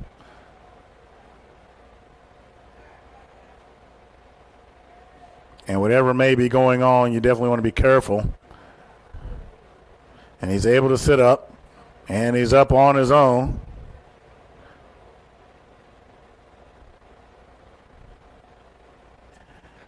And that is Jaden Turner. So we're glad to see him come off under his own power. And, fans, for y'all that are watching, you always hear there's always some folks that make comments and, about semi-pro, and they've got their, what I call 2 cents worth. But I want to tell you something. When you got guys out there making millions of dollars, okay, they're making boat tons of money. These guys are out here playing for the love of the game. Some of them, they might be playing hoping to get that looker that somebody sees them to get them to the next level. But the thing is, they're not drawing big paychecks. These guys have families and jobs and have to eat like everybody else does. So I have a deeper appreciation for what they're doing, and I certainly hope you do too. Hit that like button, give that thumbs up. X, Facebook, YouTube, there it goes, and that was going to be overthrown by Cooper.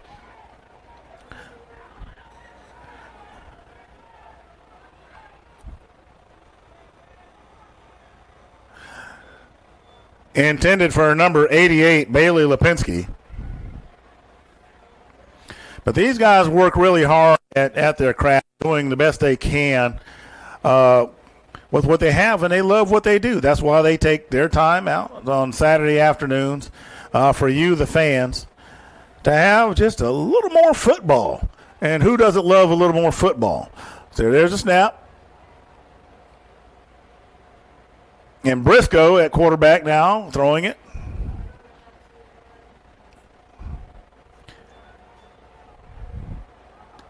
That one's going to get to the 13. Briscoe back there. I had it wrong. I thought that was Cooper still in there. Briscoe trying to zip it in to number 2, Fred Bowers. That one's going to fall incomplete. And I heard a whistle. And that's going to do it. That is the end of the third quarter. I'm Freddie Flowers, the voice of Moxie Media. Make sure you hit that like button, ring that bell, Facebook, YouTube, X. Make sure you tell your family and friends about NDFL. These guys are working hard. We're going to take a quick break while they flip the field, and we'll be right back.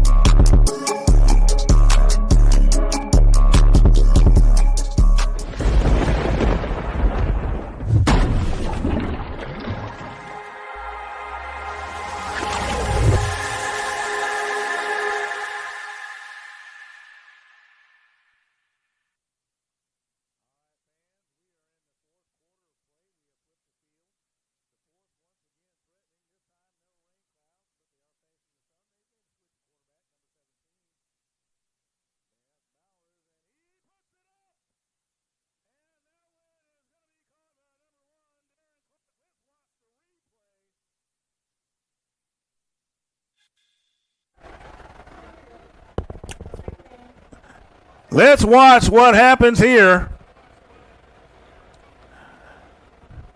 Number 17 tosses it up, and Clark makes the grab. Christian Briscoe with a nice rainbow.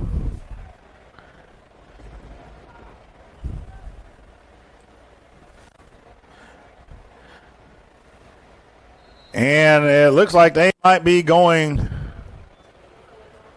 for 2. Briscoe brings in the play.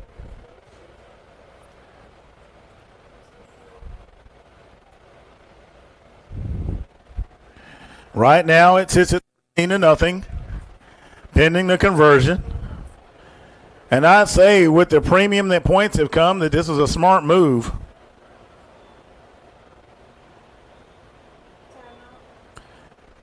And we have a timeout on the field. By force, we'll be right back.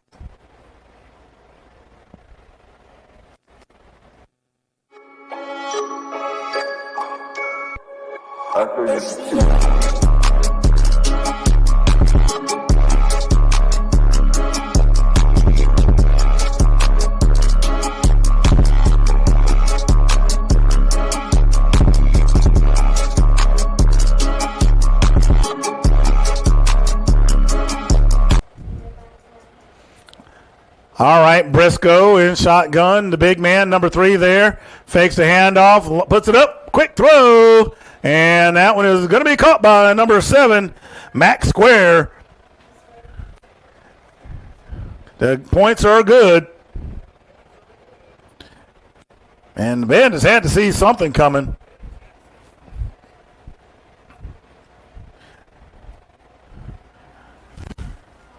So it is now 15-0. 14:51 remaining in the contest.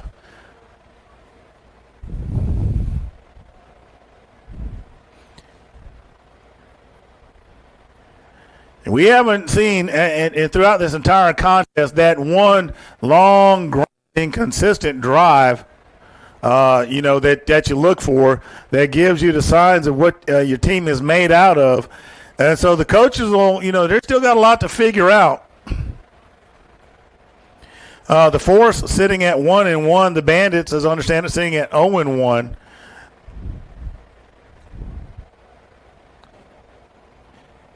And this is a pretty tight league, so, you never want to go down 2 games in any circumstance.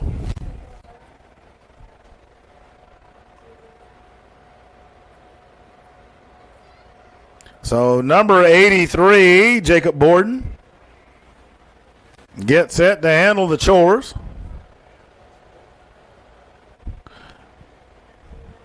Number 21, Davis, back there deep as well, and he's going to be the one to return it, and he is a speedster as he takes it around to his left, looking for room before running out of bounds right around the 35-yard line, and that is exactly where the ball will be spotted.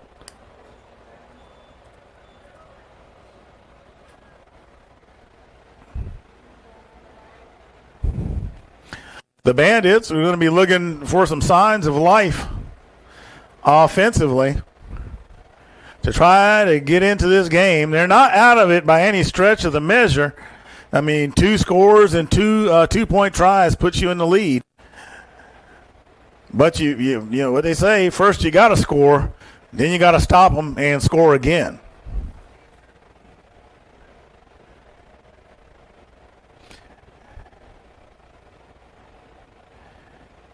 And fans, I'll be the first to tell you, I know that rainstorm came washing through here, but, with all the pollen that's in the air, I don't mind, and you probably don't either. Something needs to wash that nasty mess away. Anyway, the Bandits in the huddle. Force getting set on defense.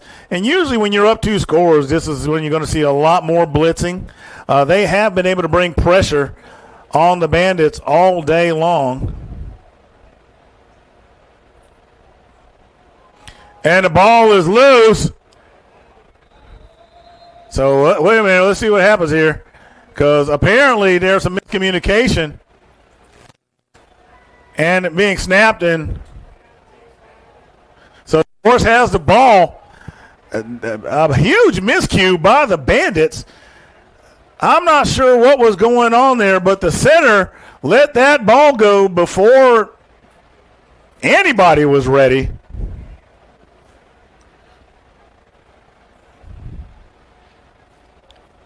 And the officials are over there talking about it right now.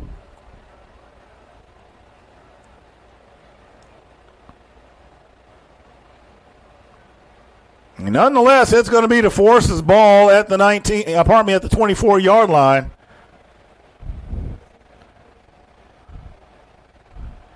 Huge miscue by the Bandits. And they're giving the Force some extremely short field position. The wind has calmed considerably, so that's a consideration should they run into fourth down and decide to try to kick it.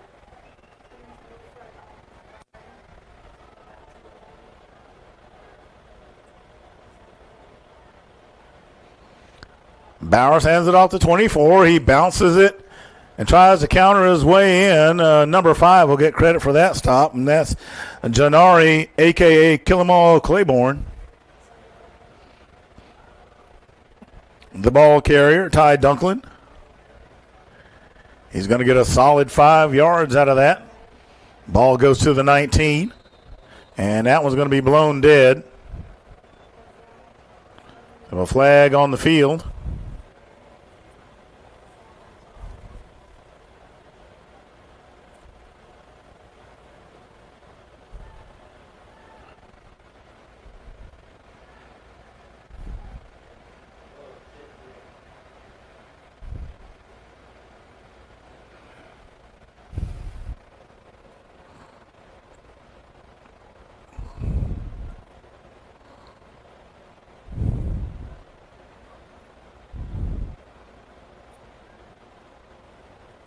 The ball is at the 19.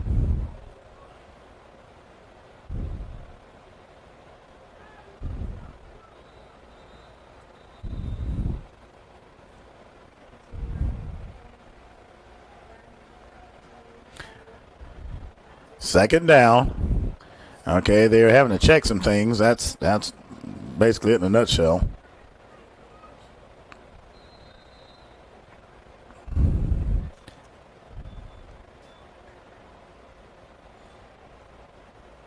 There's a high pass. The fade route to Lipinski is overthrown by number 17, Christian Briscoe. That'll bring up third down. 14 minutes showing remaining in the contest.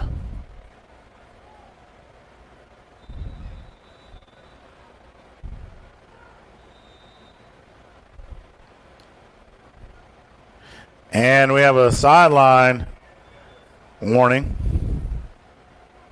And that is going to go against the Force.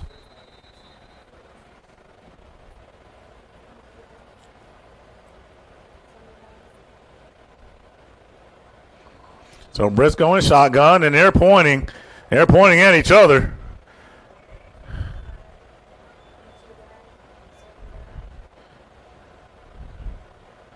And they're trying to say who moved.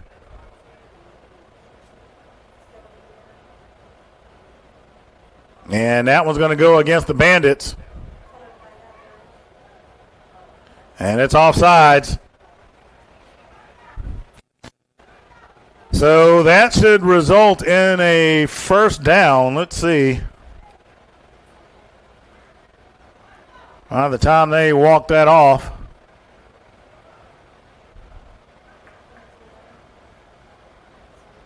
So the ball goes to the 14. And that should force the sticks to move.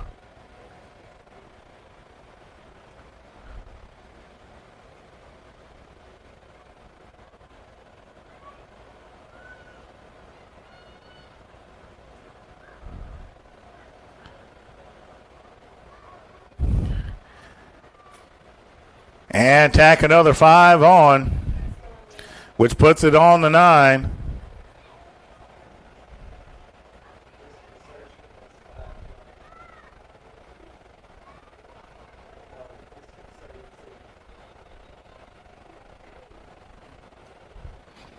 And the Bandits are self-destructing on this drive defensively with penalties.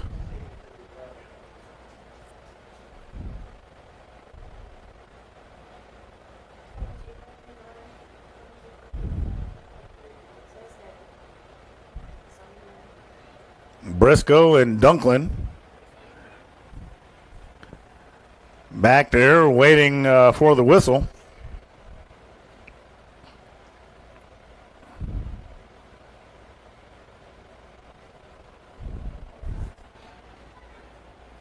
Just a shade over 12 minutes remaining in the contest. And so the ball is now back at the 14.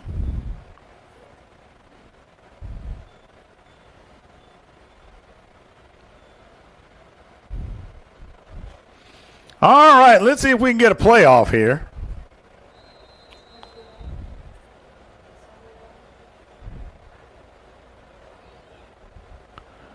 Fakes it to Dunklin, and this time Briscoe keeps it, and he's going to be just short of the end zone, it appears.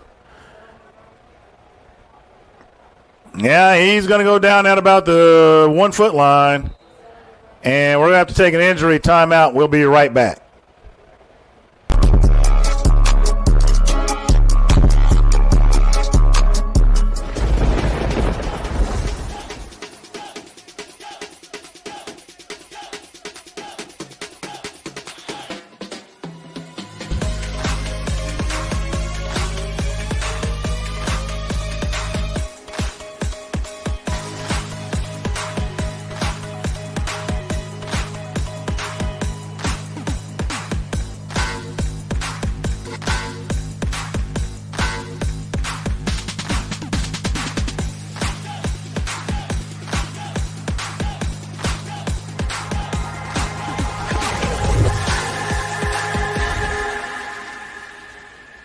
All right, we are back. Now they got the player swaps handled. Everything turned out to be okay. It's going to be first and goal to go for the Force from about a foot away from the goal line. I expect this to be short shrift with Dunklin back there. And Briscoe is no lightweight. That is a healthy line that the Force has. Let's see what happens. And the give is to Dunklin, and Dunklin is going to punch his way in for the score. An easy shot for Dunklin, able to hide behind those players. So the question now becomes, what do they do? Do they just go ahead and kick the PAT? Or do they go for another two?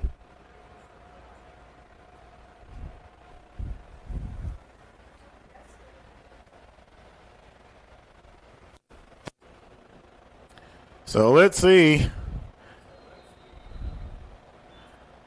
I'm curious of what they're going to try.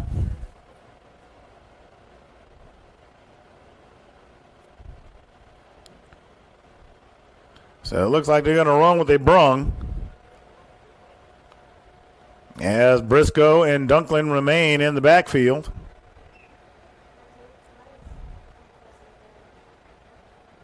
Fakes it to Dunklin, puts it up in the air, and that one's going to be overthrown.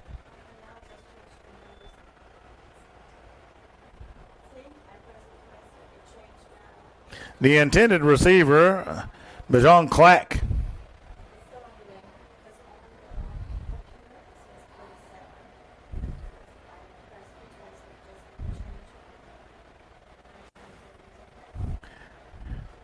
So with that score, the Force will lead 21-0. With a little bit of over 12 minutes remaining in the contest.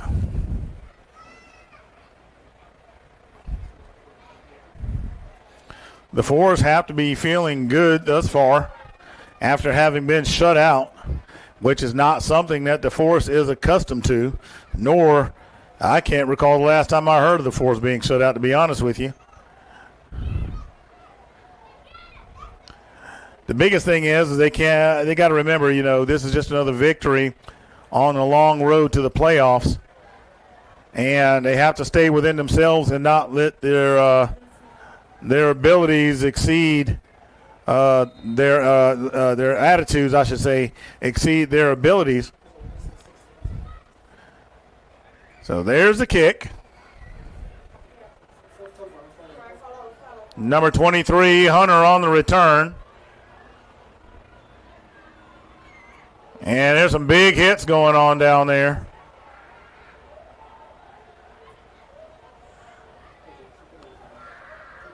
Number 43, I believe, laid the lick. And that's Jalen Hill.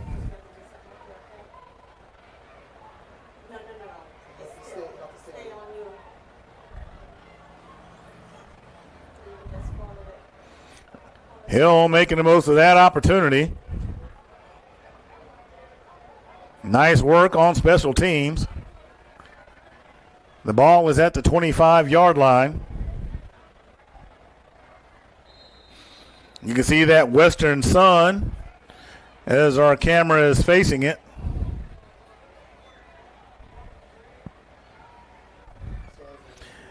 And this is the part of the game when, the Force typically have a lead that they start to clamp down. So let's see what the Bandits can do to get something going.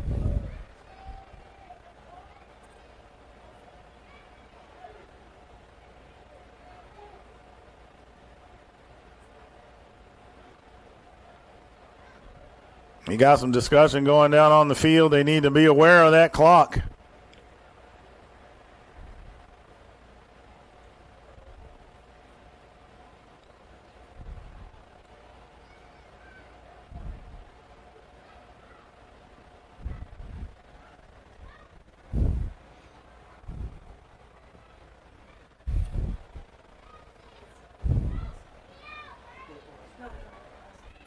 Trying to figure out exactly what they're doing.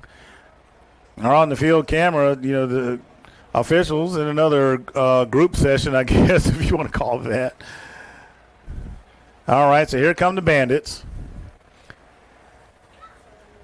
Force waiting to get set, seeing what formation they're going to face.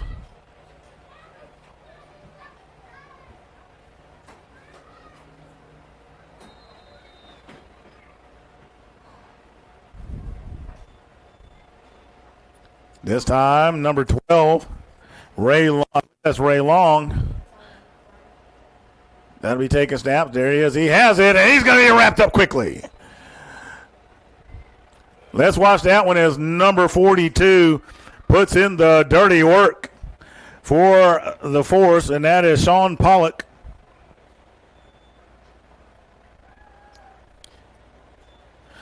Ray Long gets the snap, but before he can get turned around, Pollock is all over him like Superman's cape is on his back.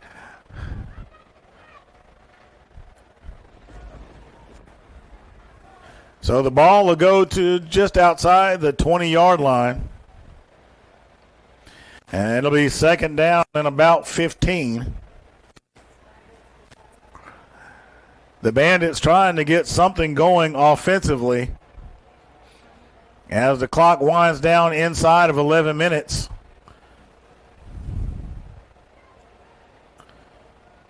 He puts it up. It's thrown behind him. Xavier goes down, and we're going to take an injury timeout.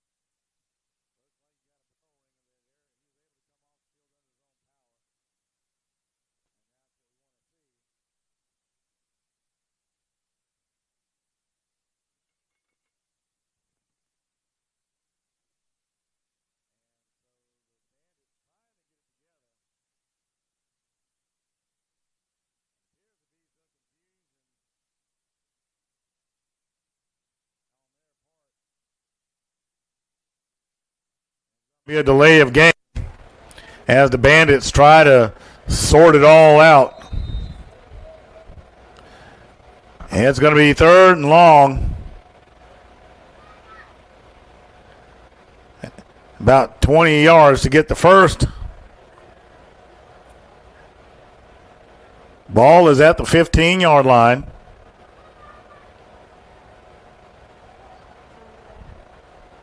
Number 21 supposed to take the snap, and boom, he goes down around the 1, but there is a flag on the field, so the center snapping the ball is spotted right now. Let's say that's the 3 or 2.5, but nonetheless, another snap before the QB is ready.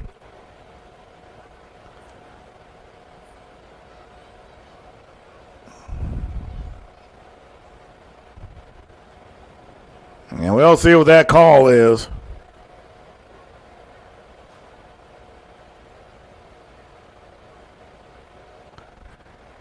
Right now, it would be 4th down pending the penalty.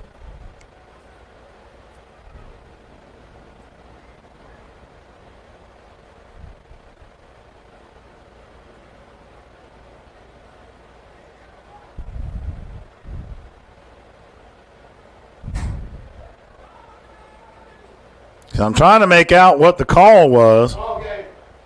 And they're going to call ball game.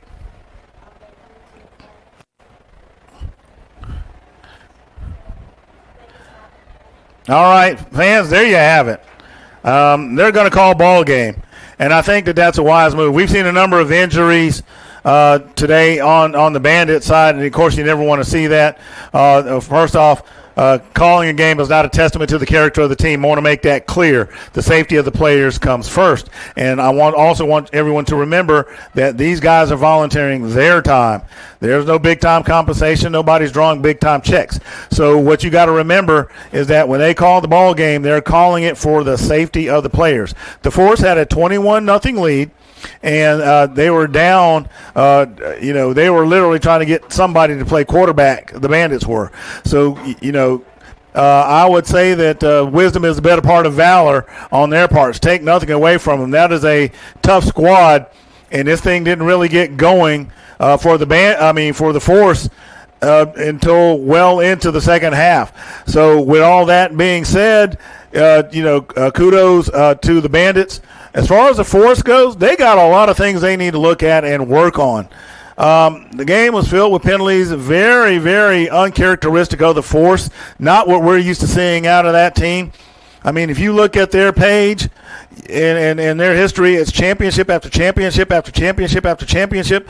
What we did not see today was championship caliber play. I don't care that the fact that the score said 21-0. There's a bigger story behind that game, let alone the fact that a downpour came running through. So with all that being said, let's keep an eye on both of these teams the remainder of the season. NDFL, a lot of good action coming for the remainder of the season. We here at Moxie Media are glad that you hung in there with us. I'm Freddie Flowers, the voice of Moxie Media. God bless each and every one of you. Continue to check us out and check our page out on Facebook. Check out our videos on YouTube as well for great football action. We hope you guys have a great rest of your weekend. If you're here in the great state of Alabama or anywhere here in the Southeast, stay safe. We know the weather's been rough. God bless each and every one of you once again, and have a great night.